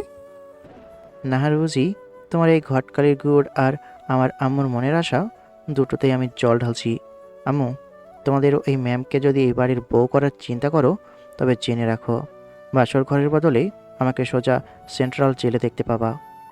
কারণ বিয়ের পরের দিনই আমি ওনাকে খুন করে ফেলবো। ওরে আল্লাহ, ভাইজান আপনি এত ডেঞ্জারাস কেন? বিয়ের আগে খুনের প্ল্যান? তুই চুপ কর নাহার, আর একটা কথা বললে তোকে আজকে চাকরি থেকে নট আউট করে দেব। ভাগ এখান থেকে। আমি একটা বিরক্তিকর দীর্ঘশ্বাস ফেলে রান্নাঘর থেকে ওয়াশরুমে গেলাম হাত মুখ ধুতে। আয়নায় নিজের চেহারার দিকে তাকিয়ে হঠাৎ বুকের ভেতরটা মোচড় দিয়ে উঠল। মেয়ে মানুষ, ভালোবাসা, ধুর, এই শব্দগুলোর উপর থেকে বিশ্বাস তো 4 বছর আগেই উঠে গেছে। সেই যে নীলিমা, শান্তির মেয়ে, আমার কলেজের প্রথম ভালোবাসা, যে আমার ভালোবাসাকে স্রেফ একটা টাইম পাস ভেবে বড়লোকের ছেলের হাত ধরে চলে গিয়েছিল। সেদিন থেকেই তো এই আকাশের মনটা পাথর হয়ে গেছে। আর তৈরি হয়েছে এই কাপল অ্যালার্জি। বিকেলের দিকে ড্রয়িং রুমে কফি খেতে এসেছি। দেখি ইরা ম্যাম সোফায় বসে কিছু খাতা দেখছেন। আম্মু আর নাহার কেউ আশেপাশে নেই। আমি কফির মগটা নিয়ে ওনার উল্টো দিকের সোফায় বসলাম। আমাকে দেখেই উনি খাতা থেকে চোখ তুলে তাকালেন। ওনার চোখে এখনও হালকা ভয়ের ছায়া। কফিতে চুমুক দিয়ে গম্ভীর গলায় বললাম, ম্যাম, একটা কথা পরিষ্কার করে বলে দিই, আমার আব্বু আপনাকে 7 লাখ টাকা ধার দিয়েছে। তার মানে এই না যে আপনি এই বাড়ির পার্মানেন্ট মেম্বার হয়ে গিয়েছেন। আমি জানি আকাশ, আঙ্কেলের টাকাটা আমি প্রতি মাসে 25,000 করে শোধ করে দেব। সেটা ভালো। আর একটা কথা, নাহার আর আম্মু মাথা খারাপ করে আমাদের দুজনকে নিয়ে কী সব বিয়ের শখ করছে, ওই সব কান দিয়ে শুনবেন না। আর নিজের মনেও কোনো লাড্ডু ফোটানোর দরকার নেই। আমি কোনো ম্যামটামকে বিয়ে করতে যাব না। আপনি তাদের কথা এক কান দিয়ে শুনে অন্য কান দিয়ে বের করে দিবেন। এক্সকিউজ মি, আপনার কি ধারণা আমি আপনার মতো একটা বেয়াদব গুন্ডা আর ডিসিপ্লিনহীন সাইকো স্টুডেন্টকে বিয়ে করার জন্য লাইনে দাঁড়িয়ে আছি? গ্রামে অশিক্ষিত গুন্ডা দেখে শহরে এসেছিলাম একটু শান্তিতে থাকতে। এখানে এসে দেখি আপনি তো ইন্টারন্যাশনাল লেভেলের গুন্ডা। আপনার মতো ছেলেকে বিয়ে করার চেয়ে আমার আজীবন সিঙ্গেল থাকাই ভালো। বুড়ো থাকবো, তবুও আপনাকে বিয়ে করব না। ওনার মুখে ইন্টারন্যাশনাল গুন্ডা শব্দটা শুনে আমার কেমন যেন হাসি পেয়ে গেল, কিন্তু মুখ গম্ভীর করে বললাম, বাহ, বেশ বড় বড় কথা বলতে পারেন তো। কলেজের ক্লাসরুমেও এই ইগোটা ধরে রাখবেন, আমার সাথে পাঙ্গা নিতে আসবেন না। আমি উঠে নিজের রুমে চলে এলাম, কিন্তু মনে মনে ভাবলাম, মেয়েটার সাহস আছে। অন্য মেয়েরা আমার ধমক খেয়ে কেটে দেয়, আর এ ম্যাম আমার মুখের উপর জবাব দিচ্ছে। নিজেকে কি এমন ভাবি বুঝি না, মনে হচ্ছে সে পৃথিবীর শেষ কোনো পুরুষ যে তাকে আমার বিয়ে করতেই হবে। না, দেখতে হ্যান্ডসাম আছে, বডি ফিটনেসও অনেক সুন্দর, অপছন্দের কিছুই নেই, কিন্তু এমন ডেঞ্জারাস ছেলের সাথে বিয়ে? পাগল নাকি? সকালের কথা মনে হতেই ভয়ে কপাল বেয়ে ঘাম বেরিয়ে যায়। ভাবি, খাতা দেখা বাদ দিয়ে কি এমন ভাবছেন? মনে হচ্ছে গভীর কোনো চিন্তা। আপনার প্রবলেম তো প্রায় সলভ হয়েই গিয়েছে, তাই না? একে বিয়ের বিষয়ে ভাবছিল, আর আয়ের মুখ থেকে ভাবি কথা শুনে ম্যামের ফর্সা মুখটা লজ্জায় লাল হয়ে গেল। লজ্জা মাখা কণ্ঠে বলল, ভাবি মানে কি সব বলো? না মানে আম্মু আপনাকে এই বাসার বউ বানানোর জন্য চিন্তা ভাবনা করছে, তাই বললাম আর কি। আমি ভাবলাম আপনি হয়তো রাজি হবেন না, কিন্তু আপনি তো দেখি লজ্জায় লাউ ডগার মতো নেতিয়ে পড়ছেন। ভাইয়ার দিকে তাকিয়ে থাকা দেখেই বুঝেছি সামথিং সামথিং, তাই তো? আরে না না না, হঠাৎ কেউ ভাবি বললে লজ্জা তো পাবোই, তাই না? আর আমি কেন তোমার এমন বজ্জাত ভাইকে পছন্দ করতে যাব? তার এই বজ্জাতির কথা মনে পড়লে তাকিয়ে থেকে মনে মনে বকা দিই। আর ভাবি এমন বাসায় এমন ছেলে কিভাবে পয়দা হলো। বুঝতে পারছি, মুখে স্বীকার করবেন না আর মনে মনে বকা দেন, না অন্য কিছু করেন। জানি সত্যিটা বলবেন, কিন্তু আমি জানি আপনি ভাইয়াকে পছন্দ করেন। আমার ভাইয়া এমনই, যে কেউ পছন্দ না করে থাকতেই পারবে না। আরে না না, আমার একটুও পছন্দ না। এমন বজ্জাতকে পছন্দ করার চেয়ে সিঙ্গেল থাকাই ভালো। তা আপনার চেহারাটার অবস্থা দেখেই বুঝতে পারছি। বাই, আপনি আপনার কাজ করেন, আমি গিয়ে একটু রিলস দেখি। এই তো আচ্ছা মুসিবত, মনের ভিতরে কোনো ফিলিংস না থাকলেও মনে হচ্ছে এদের কারণে ফিলিংস জন্ম নিয়েই নেবে। পছন্দ না তা নয়, কিন্তু না, এইসব বাদ দিয়ে এখন খাতা দেখি। পরের দিন সকাল, কলেজের করিডোর দিয়ে হেঁটে যাচ্ছি, এমন সময় যথারীতি প্রীতি তার দলবল নিয়ে হাজির। আজ ওনার পরনে লাল শাড়ি। কি পাথরের ফুল! আজকে তো আমাকে লাল শাড়িতে একদম তোমার বইয়ের মতো লাগছে, তাই না? প্রীতি, তুই কি সকাল সকাল পাগল হওয়ার ওষুধ খেয়ে আসিস, নাকি জন্মগত এমন? সামনে থেকে সর, আমার ক্লাস আছে। সরবো না যতক্ষণ না তুমি বলছো লাল শাড়িতে তোমাকে পরীর মতো লাগছে বৌমণি, ততক্ষণ সরবো না। পাশ দিয়ে ম্যাম যাচ্ছিলেন। প্রীতির এমন কথা শুনে দাঁড়িয়ে আমাদের দিকে তাকাই, একটু এগিয়ে এসে বলে, কি হচ্ছে এখানে? ক্লাসের টাইম হয়ে গেছে আর আপনারা করিডোরে দাঁড়িয়ে এসব কি করছেন? প্রীতি, ক্লাসে যাও।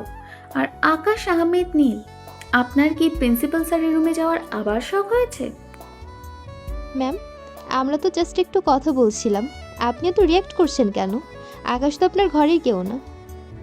ঘরের কেউ শব্দটা শুনে ইরা ম্যাম আর আমি দুজনেই মনে মনে থতমতো খেয়ে গেলাম, কারণ আমরা একই সাথে নিচে থাকি। এই সত্যিটা তো কলেজের কেউ জানে না। কে ঘরের লোক আর কে বাইরের লোক সেটা ওনার ফ্যামিলি বুঝবে। এটা কলেজ আর আমি ওনার টিচার, সো ডিসিপ্লিন মেনটেন করুন। আকাশ, ক্লাসে যান। আমি ম্যামের দিকে একটা রহস্যময় দৃষ্টি দিয়ে ক্লাসের দিকে হাঁটা শুরু করলাম। যাওয়ার সময় প্রীতিকে ফিসফিস করে বলে গেলাম, শাড়িটা সুন্দর, কিন্তু তোকে পেতনির মতো লাগছে। প্রীতি ওখানেই রাগে পা দপাতে লাগলো। এই মুহূর্তে এটা কি হলো? ওদের কথা শুনে আমি দাঁড়িয়ে গেলাম কেন? আমি কি জেলাস ফিল করছিলাম? এই ইরা, তুই কি করছিস এটা? তুই কি সত্যি সত্যি এই বজ্জাতকে পছন্দ করে ফেলেছিস? ক্লাসে গিয়ে জানালার পাশে সিটটাই বসলাম। একটু পরে ম্যাম ক্লাসরুমে ঢুকলেন, রোল কল করছেন। উনি যখনই আমার রোল 3 ডাকলেন, আমি সোজা ওনার চোখের দিকে তাকিয়ে বললাম, প্রেজেন্ট ম্যাম। ওনার চোখ দুটো কেমন চঞ্চল হয়ে উঠল। উনি দ্রুত হাজিরা খাতার দিকে চোখ নামিয়ে নিলেন। হায় আল্লাহ, আমার সাথে এমন হচ্ছে কেন? আমি এত লজ্জা পাচ্ছি কেন? এই বয়সে এসে কি প্রেমে পড়লাম নাকি? তাও আবার বজ্জাত স্টুডেন্টের প্রেমে। কলেজ ছুটি হওয়ার পর আমি বন্ধুদের সাথে পার্কিং লটের দিকে আসছিলাম। হঠাৎ খেয়াল করলাম প্রীতি করিডোরের এক কোণায় দাঁড়িয়ে ইরা ম্যামের দিকে খুব তীক্ষ্ণ চোখে তাকিয়ে আছে। ম্যাম তখন একটা রিক্সা ডাকার চেষ্টা করছেন। দোস্ত দেখ, প্রীতির লুকটা দেখ, মনে হচ্ছে ম্যামরে কাঁচা চিবাইয়ে খাইয়ে ফেলবো।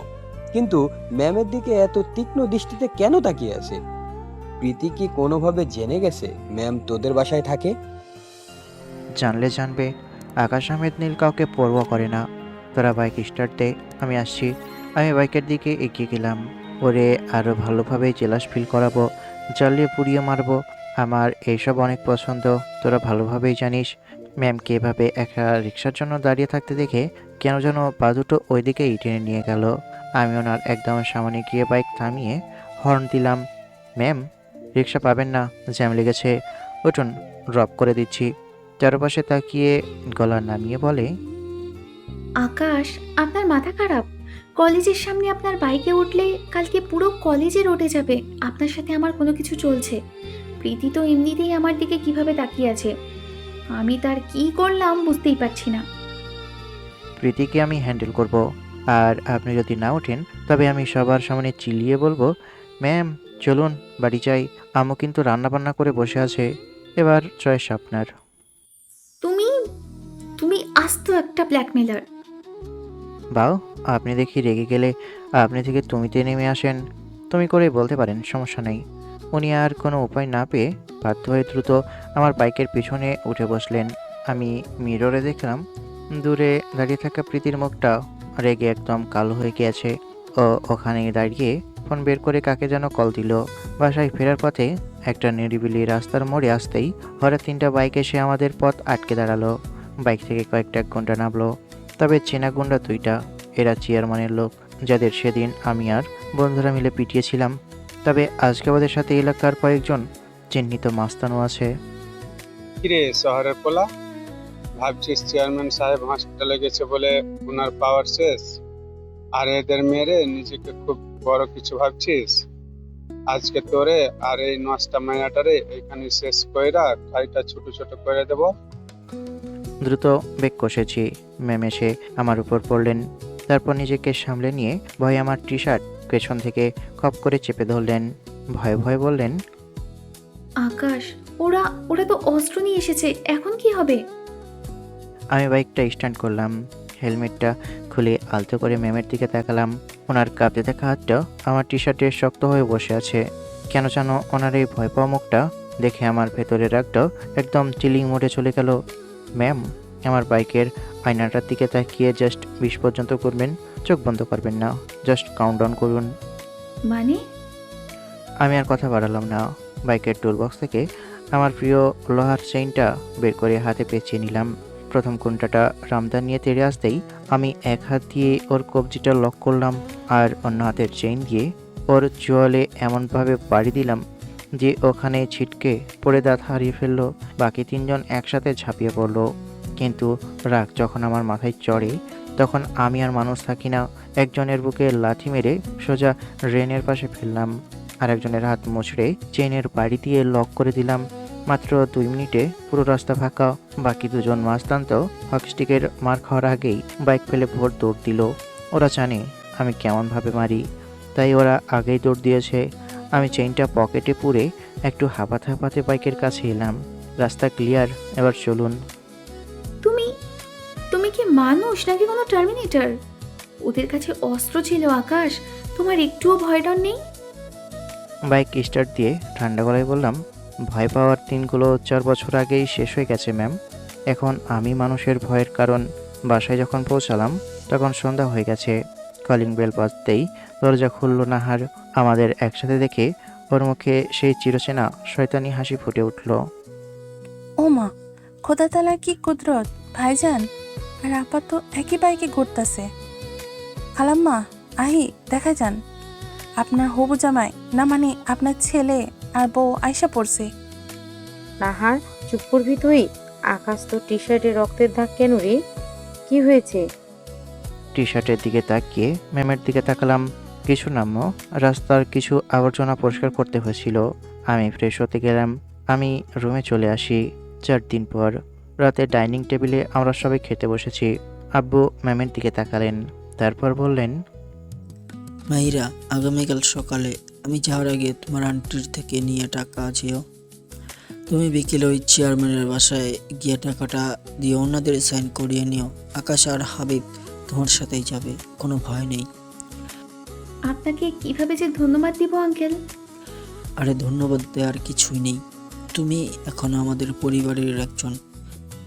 আচ্ছা ইরা, তোমাদের ফ্যামিলির সাথে কথা বলে যদি আমরা আকাশের সাথে তোমার বিয়ের কথাটা পাকাপাকি করি, তোমার কি কোনো আপত্তি আছে মা?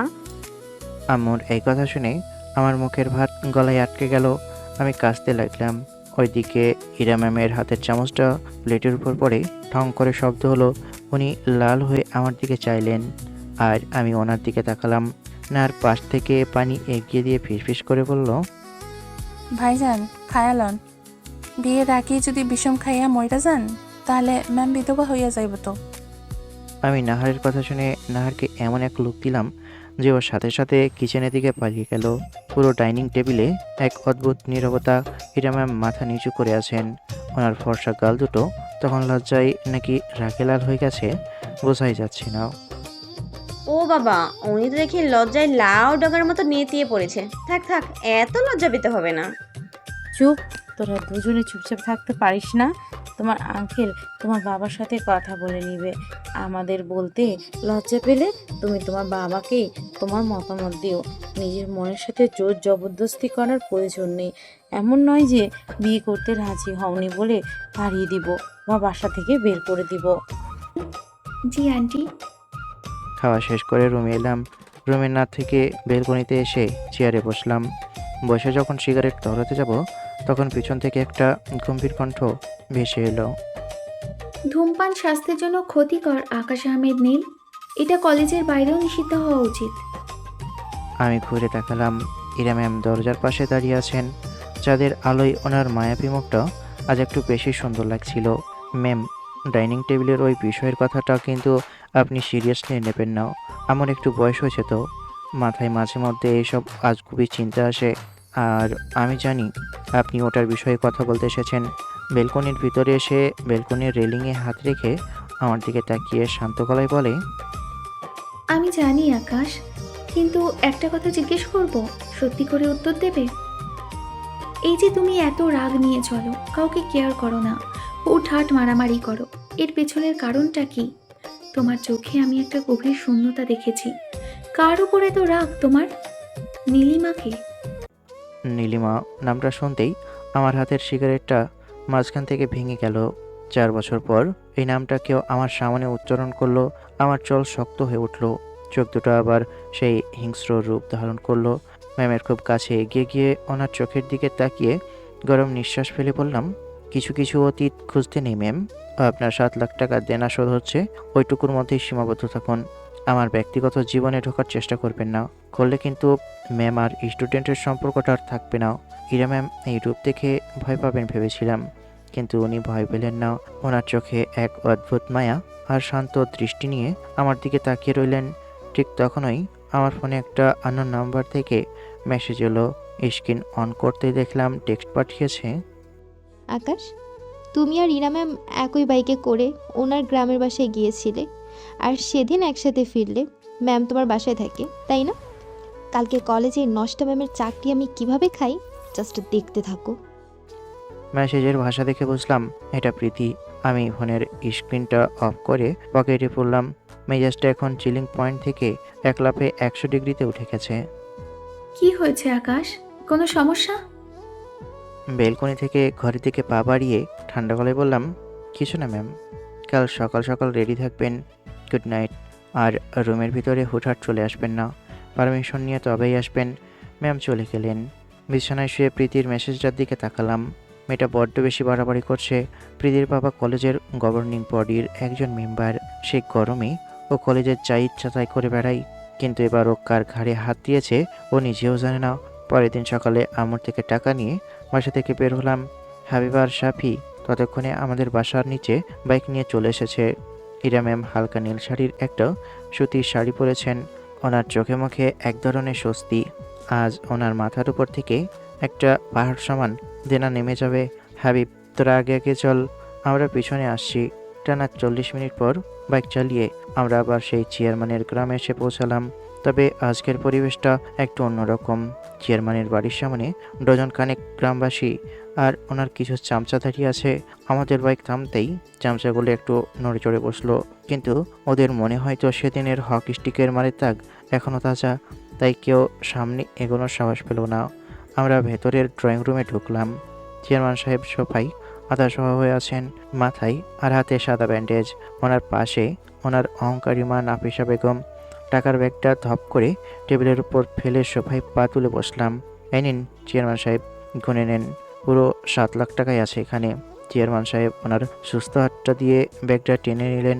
ওনার চোখে তখনও বদলার আগুন জ্বলছে, কিন্তু শরীরের ব্যথায় ওনার গলা দিয়ে আজ আর উঁচু স্বর বেরোলো না। চেয়ারম্যান সাহেব, এখানে সাইন করে দিন যে আপনার সমস্ত পাওনা আপনি বুঝে পেয়েছেন। এরপর যদি আমার পরিবার বা আমার ভাইয়ের ধারে কাছেও আপনাকে দেখি, তবে এই কাগজের কপি নিয়ে আমি সোজা কোর্টে যাব। টাকা দিয়েছিস, ভালো করেছিস, কিন্তু তোরা আমার টেবিলের উপর একটু ঝুঁকে গিয়ে বললাম, বুড়ি, উপরওয়ালার বিচার পরে হবে, আগে আমার বিচারটা মাথায় রাখিস। এই কাগজটাই সাইন কর, আর তোদের এই নোংরা মুখগুলো চিরদিনের জন্য বন্ধ রাখ। চেয়ারম্যান সাহেব কাঁপতে কাঁপতে কাগজে সই করে দিলেন। হাবিব কাগজটা টেনে নিয়ে পকেটে পড়ল। ম্যাম, আপনার দেনা চুকে গেছে, এবার চলুন, কলেজের একটা ম্যাটার সেটেল করতে হবে। সকাল 11টা। আমরা যখন কলেজে এসে পৌঁছালাম, করিডোরে পা দিতেই বুঝলাম ক্যাম্পাসের বাতাস আজ একটু বেশি গরম। চারপাশে স্টুডেন্টরা ইরা ম্যামকে দেখে ফিসফিস করছে, কেউ কেউ বাঁকা চোখে তাকাচ্ছে। আমরা ফোর্থ ইয়ারের কমন রুমের দিকে এগোতেই দেখলাম সেখানে অলরেডি একটা বড়সড় জটলা লেগে আছে। প্রীতি একটা টেবিলের উপর দাঁড়িয়ে আছে, আর ওনার পাশে ওনার বাবা, কলেজের গভর্নিং বডির মেম্বার জহিরুল হক সাহেব গম্ভীর মুখে বসে আছেন। প্রিন্সিপাল স্যারও সেখানে উপস্থিত। ওই যে এসে গেছেন আমাদের কলেজের মহিয়সী ইরা ম্যাম, আর ওনার সাথে ওনার বডিগার্ড আকাশ আহমেদ নীল।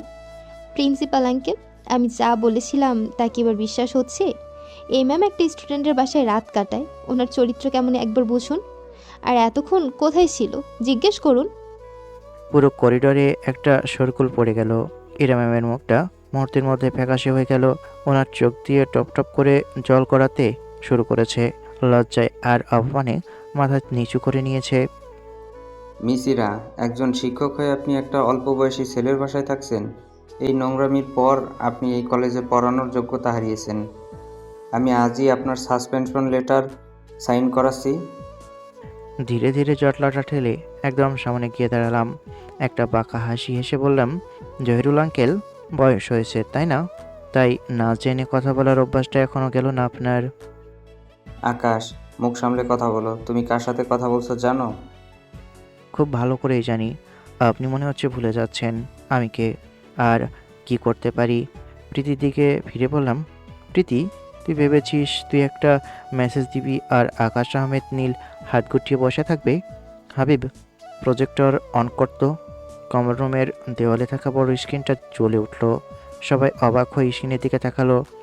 স্ক্রিনে ভেসে উঠল একটা লিগ্যাল স্ট্যাম্প পেপারের স্ক্যান কপি। সেখানে বড় বড় অক্ষরে লেখা পেইং গেস্ট ও লিগ্যাল হাউস রেন্ট এগ্রিমেন্ট। নিচে প্রথম পক্ষ হিসাবে আমার আব্বুর সাইন, আর দ্বিতীয় পক্ষ হিসাবে মিসেস ইরার সাইন। পকেট থেকে হাত বের করে পুরো করিডোর কাঁপিয়ে চিৎকার করে বললাম, মিস ইরা আমাদের বাসায় কোনো লটর পটর করতে থাকে না। ওনার ফ্যামিলির সাথে আমার আব্বুর দীর্ঘদিনের পারিবারিক সম্পর্ক। উনি লিগ্যাল এগ্রিমেন্ট সাইন করে আমাদের বাসায় পেইং গেস্ট হিসাবে আছেন, যার ভাড়া প্রতি মাসে ওনার ব্যাংক অ্যাকাউন্ট থেকে আমার আব্বুর অ্যাকাউন্টে ট্রান্সফার হবে। পুরো কমন রুম 1 সেকেন্ডের মধ্যে শ্মশানের মতো নীরব হয়ে গেল। প্রীতির চোখ দুটো চড়ক গাছ। ওনার বাবা জহিরুল সাহেব থতমত খেয়ে মেয়ের দিকে তাকালেন। প্রীতির খুব কাছে গিয়ে ওর চোখের দিকে তাকালাম। আমার এমন চেয়ে থাকাতে ভয় পেয়ে গেল। তুই ভেবেছিলি ওনাকে নষ্ট প্রমাণ করে ওনার চাকরিটা খাবি? আকাশ আহমেদ নীলের ব্যাকআপ প্ল্যান কত স্ট্রং তুই এখনও জানিস না প্রীতি। এরপর আমি প্রিন্সিপাল স্যারের দিকে ঘুরলাম। স্যার, কোনো টিচারের পার্সোনাল লাইফ নিয়ে এভাবে পাবলিকালি নোংরা অপবাদ দেওয়া আর ওনাকে হ্যারাসমেন্ট করার অপরাধে প্রীতির নামে লিগ্যাল ডেফিমেশন মানহানির কেস করতে পারি। জহিরুল আঙ্কেল, আপনার মেয়ের ক্যারিয়ার কিন্তু আজকেই শেষ হয়ে যেতে পারে। জহিরুল হক সাহেব পরিস্থিতি বেগতিক দেখে দ্রুত প্রিন্সিপাল স্যারের হাত ধরে বললেন, ভাই, ভুল বোঝাবুঝি হয়েছে। মেয়েটা আবেগের বশে। মিসিরা, আমাদের মাফ করবেন। ওনারা আর এক মুহূর্ত দাঁড়িয়ে না থেকে প্রীতিকে টেনে ওখান থেকে নিয়ে চলে গেলেন। স্টুডেন্টদের জটলাটা আস্তে আস্তে ভেঙে গেল। বিকেলের দিকে কলেজ ছুটির পর আমি বাইকের পাশে দাঁড়িয়েছিলাম। করিডোর দিয়ে ইরা ম্যাম হেঁটে আসছেন। ওনার চোখ দুটো এখনও লাল, কিন্তু ওনার মুখে এখন এক অদ্ভুত স্বস্তি আর মুক্তির আনন্দ। উনি আমার সামনে এসে দাঁড়ালেন। এত নিখুঁত এগ্রিমেন্ট পেপার এত দ্রুত কোথায় পেলে আকাশ? আমি তো কোনো কিছুই করিনি। আঙ্কেল তো আমাকে ফ্রি থাকতে দিচ্ছেন এবং খেতেও দিচ্ছেন, আর আমাদের মধ্যে কোনো এগ্রিমেন্টও সাইন হয়নি। বাইকের হেলমেট হাতে নিয়ে একটু বাঁকা হেসে বললাম, আমার ল্যাপটপের একটা ক্লিকেই অনেক কিছু হয়ে যায় ম্যাম। আইটি প্রজেক্টের কাজ করি। এইটুকু এডিটিং আর লিগ্যাল পেপার রেডি করতে আমার মাত্র 10 মিনিট লেগেছে। আমি যদি এইটুকু না পারি তাহলে কোটি টাকার বিজনেস কীভাবে দাঁড় করিয়েছি বলুন? তুমি আমার জন্য এত কিছু করলে, কেন আকাশ? আমি তো তোমার শুধুই একজন টিচার। বাইকে উঠে স্টার্ট দিয়ে ওনার দিকে তাকালাম। বললাম, কারণ আপনাকে আমি ছাড়া অন্য কেউ ধমক দেবে, ভয় দেখাবে, এটা আমার কেন যেন পছন্দ হয়নি ম্যাম। আর তাছাড়া আম্মু তো অলরেডি আপনাকে ওই বাড়ির বউ বানানোর স্বপ্ন দেখছে। শাশুড়ির স্বপ্ন এত সহজে ভাঙা যায় নাকি? আমার এই বউ আর শাশুড়ির ডায়লগ শুনে ইরা ম্যামের ফর্সা গাল দুটো মুহূর্তের মধ্যে লাল টমেটোর মতো লাল হয়ে গেল। উনি লজ্জা লুকাতে দ্রুত গেটের দিকে হাঁটা দিলেন। আর শুনুন, কাল রাতে বেলকনিতে যে নীলিমা নাম জিজ্ঞেস করছিলেন না, ও আমার অতীত ছিল, কিন্তু বর্তমানটা বোধহয় একটু অন্যরকম হতে চলেছে। বাইকে উঠুন ম্যাম। কিন্তু হেঁটে চলে গেল। আমার কি করা উচিত? ওনাকে বিয়ে করব? ওনার ফ্যামিলি ভালো, কিন্তু উনি যেই বদমাইশ আর ডেঞ্জারাস। যদিও আমার সাথে তেমন কিছু হয়নি, সব দিক দিয়ে পারফেক্ট, কিন্তু একটু গুন্ডা টাইপের, অনেক রাগী এবং ডেঞ্জারাস। কলেজের টিচার হয়ে স্টুডেন্টকে বিয়ে, কেমন দেখায় না? ম্যাম এসব ভাবতে ভাবতে গেটের কাছে পৌঁছে যাই, আর রিক্সাও পেয়ে যাই। তাই দেরি না করে উঠে পড়ে রিক্সায় বসে আবার ভাবনা জগতে ডুবে যাই। আজকের দিন এমনভাবে কাটলো। পরের দিন শুক্রবার, ছুটির দিন। সকালের দিকে আমি আমার রুমে নতুন একটা প্রজেক্টের বাগ ফিক্স করছিলাম। এমন সময় দরজা নক না করেই ম্যাম হুট করে ভিতরে ঢুকলেন। ওনার পেছনে নাহার আর আম্মু মুচকে মুচকে হাসছেন। ল্যাপটপ থেকে চোখ সরিয়ে বললাম, কী ব্যাপার ম্যাম, রুমে ঢোকার পারমিশন কে দিল? আর আপনারা সবাই এভাবে দল বেঁধে কেন এসেছেন? আকাশ আহমেদ নীল, আপনাকে একটা জরুরি কথা বলতে এসেছি। বলে ফেলুন। আমার আমার আম্মু সকালে ফোন করেছিলেন। উনি ভাইয়াকে রিহ্যাব সেন্টারে পাঠিয়েছেন ভালো হওয়ার জন্য। আর আর আব্বু আম্মু দুজনেই আগামীকাল এখানে আসছেন। ভালো তো, ওনাদের শহর ঘুরিয়ে দেখাবেন। আমার রুমে এসে এটা বলার কি আছে? আরে ধুর, আস্ত একটা নিরেট বলদ। ওনারা কেন আসছেন জানো? আঙ্কেল আর আন্টির সাথে আমাদের, মানে তোমার আর আমার বিয়ের কথা পাকাপাকি করতে। ওনার মুখের এই বিয়ের কথা শব্দটা শুনতেই আমি সোফা ছেড়ে দাঁড়িয়ে পড়লাম। নাহার পাশ থেকে বলে উঠল, কয়ে আসলাম না খালাম্মা, বাঘের মুখে যখন ম্যামের খাঁচা পড়ছে, তখন বাঘের খাঁচায় বন্দি হইতেই হইব। ম্যামের একদম কাছাকাছি গিয়ে দাঁড়ালাম। ওনার চোখের দিকে তাকিয়ে বললাম, ম্যাম, আপনি না বলেছেন আমার মতো বিয়াদব, ডিসিপ্লিনহীন, ইন্টারন্যাশনাল গুন্ডাকে আপনি কোনোদিন বিয়ে করবেন না, আজীবন সিঙ্গেল থাকবেন। এখন কি হলো? মানুষ তো ভুলবশত কত কথাই বলে। আর তাছাড়া ক্লাসরুমের ডিসিপ্লিনহীন স্টুডেন্টকে সারা জীবন কড়া শাসনে রাখার জন্য ওনার বউ হওয়া ছাড়া তো আর কোনো উপায় দেখছি না। কোনো উত্তর না দিয়ে চুপ করে আবার বসে পড়লাম। ওনার এমন চোখে চোখ রাখাটাও পছন্দ হলো। I impress. আমু আর নাহার তখনই চলে গেছে। যখন উঠে ম্যামের কাছাকাছি দাঁড়াই। এই যে মিস্টার নীল, কোনো কিছু বললেন না তো? আপনার জবাব কি? আবার উঠে দাঁড়িয়ে ওনার সামনে দাঁড়াই। তারপর ঠোঁটের উপর একটা কিস দিয়ে বললাম, আপনার জবাব আপনি নিজেই খুঁজে নেন। এখন একটু ব্যস্ত, তাই বেশি কথা বলতে পারছি না। আচমকে এমনভাবে কিস দিবে কল্পনাও করিনি। লজ্জায় অবস্থা খারাপ। ওখানে আর দাঁড়াতেই পারলাম না, পিছন ঘুরে ভো দৌড়। এনার আবার কি হলো? এমনভাবে দৌড় দিল কেন? আরে ভাবি, ধীরে ধীরে, পড়ে যাবেন তো। আহির কথা শুনে দাঁড়িয়ে গিয়ে বললাম, একটু মার্কেটের দিকে যাবে, আমার একটু প্রয়োজন ছিল। সে আমি যেতেই পারি, কিন্তু বরকে রেখে ননদকে নিয়ে মার্কেটে যাবেন?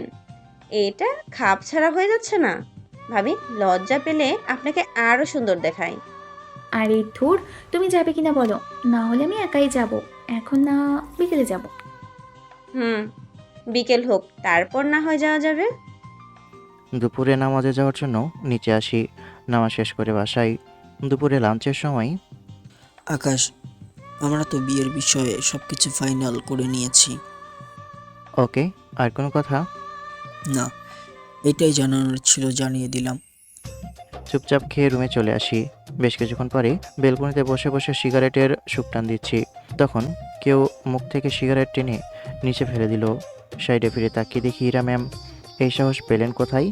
আমি কি আপনাকে এই সাহস দিয়েছি? এটা আমার অধিকার, দিতে হবে না, আমি জোর করেই নিয়ে নেব। রেগে উঠে দাঁড়াতেই ভয়ে এক পা পিছিয়ে গেল। আমি বলেছি না, আমার রুমে আসলে পারমিশন নিয়ে আসবেন। নিব না। কি করবে তুমি? সাহস করে তো বলে দিয়েছি থাপ্পড় না মারলেই হলো। এর বিশ্বাস নেই, মারতেও পারে। এমনভাবে চোখ দেখালে কে ভয় পাবে না? কাছে যেতেই 2 পা পিছিয়ে গেল। পেছনে আর যাওয়ার সুযোগ নেই, কারণ পিছনে দেওয়াল। এমনভাবে ভয় পাবেন, বেশি সাহস দেখাতে আসবেন না। বোঝা গেছে? আমার এমন ভারী কণ্ঠ শুনে মাথা নেড়ে হাস্যমতি দিল। এখন যান। কোথায় আমি তাকে ভয় দেখাবো, শাসন করব? কিন্তু না, আমার সাথে তার পুরো উল্টো হচ্ছে। এমনভাবে ভয় দেখালে ভয় না পেয়ে যাবে কোথায়? টি শার্ট খুলে দিলাম। আজকে কেমন একটু বেশি গরম লাগছে। চেয়ারে বসে ওনার দিকে ঘুরে বললাম, এখনও দাঁড়িয়ে কেন? দেখি আমার দিকে তাকিয়ে আছে। Nice and attractive. হায় আল্লাহ, কি বডি ফিটনেস! আমি তো ক্রাশ খেয়ে গেলাম। আমার কি একটা অবস্থা হয়ে গেছে। এই বয়সে এসে প্রেমে পড়ছি, তাও একটা বদমাইশ গুন্ডার রাগী সাইকো এক জুনিয়রের। আজকে প্রথম দেখলাম এমন খালি শরীরে। দেখবো কিভাবে? সবসময় তো টি শার্ট পরেই থাকে। এই যে হ্যালো, কোথায় হারিয়ে গেলেন? কোনো রিপ্লাই না দিয়ে আমার দিকে তাকিয়ে আছে। হাত ধরে টেনে আমার কোলে বসিয়ে দিয়েছি। এমন কিছু কখনো আশা করিনি। উঠতে চেষ্টা করলে জাপটে ধরলো। আমার তো লজ্জায় মরে যেতে ইচ্ছে করছে, মরে গিয়ে আবার বেঁচে যেতেও ইচ্ছে করছে। আরে ছাড়ো না। দেখবেন তখন ভালোভাবেই দেখেন, কাছ থেকে দেখেন। ভাবলাম দূরে থেকে দেখতে কষ্ট হচ্ছে, তাই কাছে নিয়ে এলাম। ছাড়াতে চেষ্টা করছে, কিন্তু 2 হাত দিয়ে ধরে রেখেছি। একটু পরে ছেড়ে দিলাম। আর এক মুহূর্ত না দাঁড়িয়ে রুমের দিকে দৌড়। একটু বসে থেকে রুমে এসে দিলাম ঘুম। সন্ধ্যায় বন্ধুদের সাথে বসে আছি। 4 জন আমার সাথে মজা নিচ্ছে। ইচ্ছে করছে শালাদের নাকের ডগায় ঘুষি মারি। তাহলে কলেজে এবার থেকে প্রেম ভালোবাসা শুরু হবে না? মানে তোর সামনে কেউ কিছু করলে কিছুই বলবি না, তাই তো? আমাদের দাদাদের সস্তা দেবদাস তাহলে বিয়ে করবে, তাই তো? এক একজনকে বিচি শট দেব। তোদের দাঁত কেলানো বন্ধ করবি। যতক্ষণ বসে থাকলাম ততক্ষণ আমার সাথে ইয়ার্কি করতে থাকলো।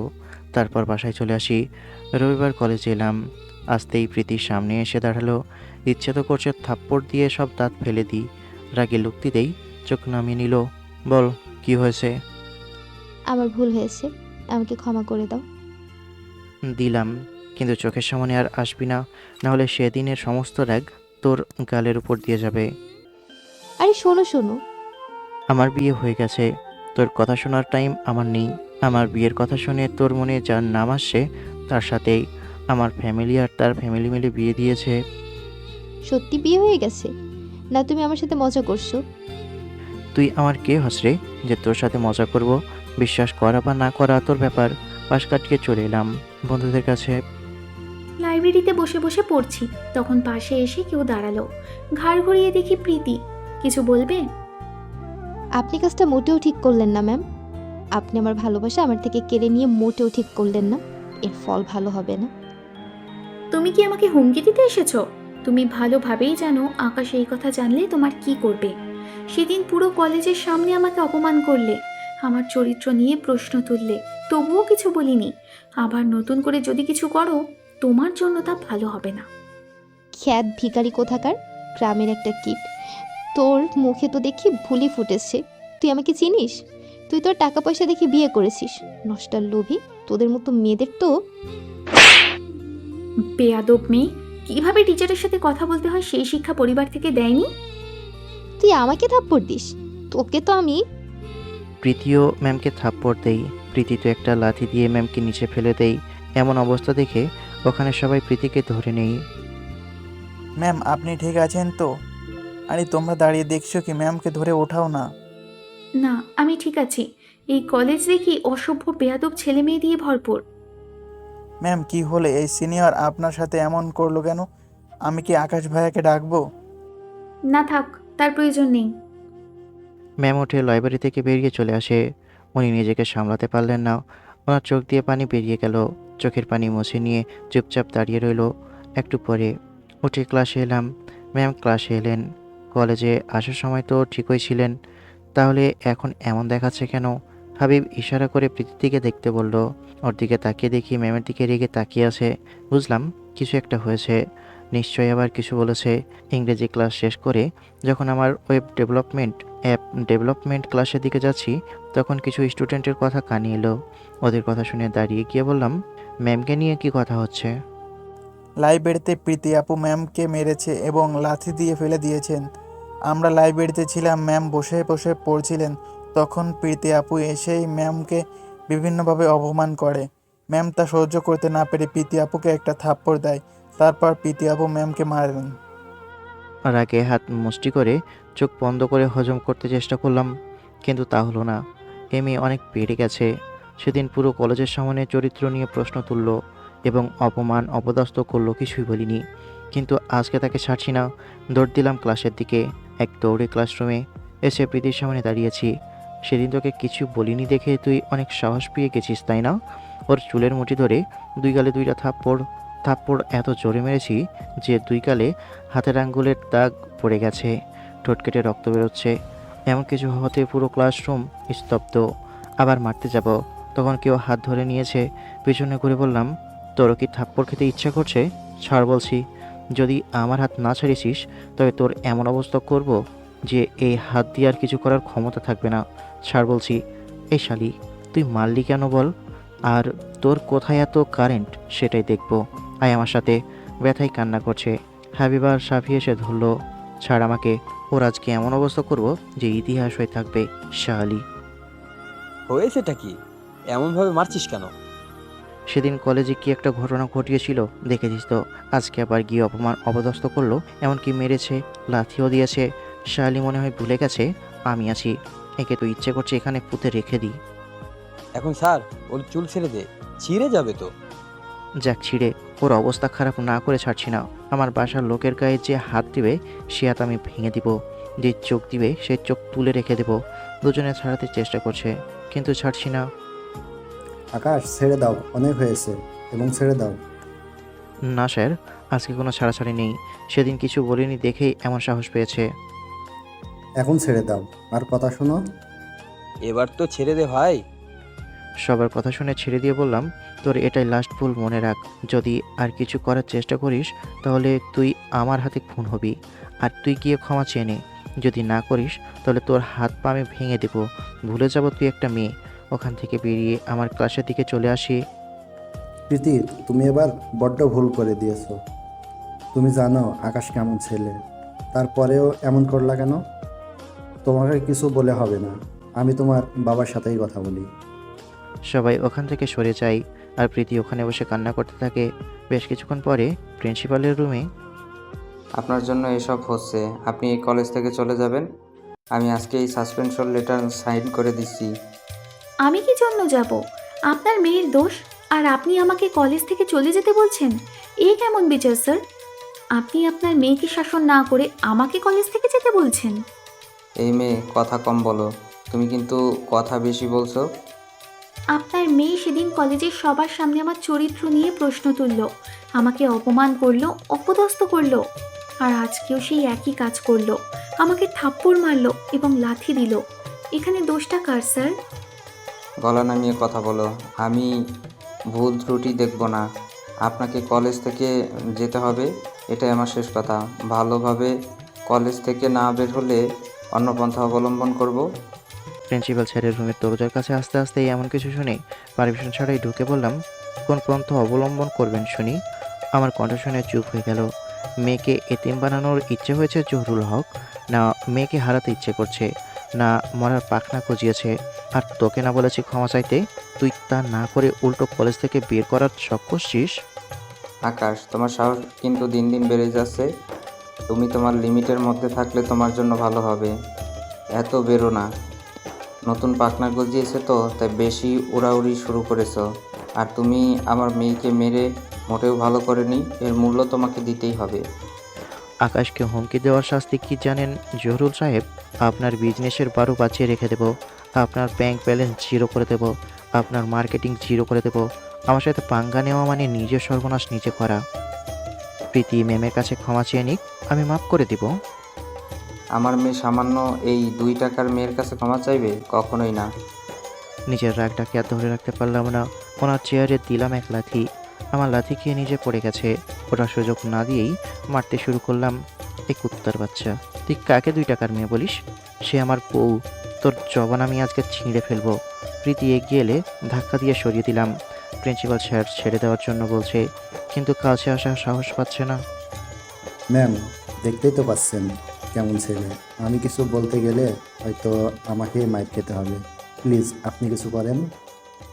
এমন রাগ দেখে আর সেদিন চেয়ারম্যানকে পেটানোর কথা মনে হতেই তো আমার ভয়ে ভেতর কাঁপছে।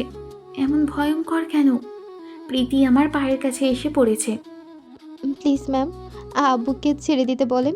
আপনার সাথে ওই রকম করার জন্য সরি। প্লিজ আমাকে ক্ষমা করে দিন আর আব্বুকে ছেড়ে দিতে বলেন। ভয়ে ভয়ে কাছে গিয়ে পিছন থেকে জড়িয়ে ধরলাম। যদিও ভয় করছে, এই ছেলে এমন গুন্ডা কেন? শান্ত গলায় বললাম, ছেড়ে দাও। তুই যদি আমার চোখের সামনে পড়িস, খোদার কসম তোকে আমি জানে মেরে দিব। তোর মরার পাখনা গজিয়েছে তাই না? মুখে লাগাম দিয়ে কথা বলবি।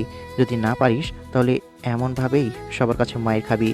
মায়ের থামিয়ে দিয়ে ম্যামের হাত ছাড়িয়ে বাইরে চলে এলাম। প্রীতি ওর আব্বুর কাছে গিয়ে শব্দ করে কান্না করছে। আকাশ, আমি তোমাকে কখনোই ক্ষমা করব না। তুমি আজকে যা করলে সারা জীবন মনে থাকবে। এর শোধ একদিন আমি অবশ্যই নিব। ভুলেও ওই রাস্তায় আসিস না রে মা। ও অনেক ডেঞ্জারাস ছেলে, ও তোকে মেরে ফেলবে। না বাবা, আমি ওকে ছাড়বো না। ম্যামকে নিতে এসে দরজার সামনে দাঁড়িয়ে ওদের বাবা মেয়ের নাটক দেখছি। শোন, তোর বাবা তোকে ঠিকই বলছে, তুই ভুলেও আমার রাস্তায় আসিস না। আমার কণ্ঠ শুনে সবাই আমার দিকে তাকাই। এই মামলা এখানে ডিসমিস করে দে, না হলে তোদের কারো জন্য ভালো হবে না। ভুল তো তোর। তুই যদি এইসব নোংরামি না করতি তাহলে এসব কিছুই হতো না। তোর ভুলের জন্য তোর বাপের এমন অবস্থা। আকাশ, তোমাকে কি আর বলবো, আমি ভাষাহীন। তোমার কি দোষ দিব? এখানে দোষ উভয়ের। দয়া করে আপনাদের দুশ্মনী কলেজে নিয়ে আসবেন না। যা করবেন কলেজের বাইরে করুন। জরুর সাহেব, আপনার মেয়ের সম্পর্কে আমি আর কি বলবো। আপনার মেয়ে একজন শিক্ষিকার ব্যক্তিগত বিষয় নিয়ে যা বলল আর তার চরিত্রের উপর যেভাবে প্রশ্ন তুলল, তাতে আমি অত্যন্ত মর্মাহত।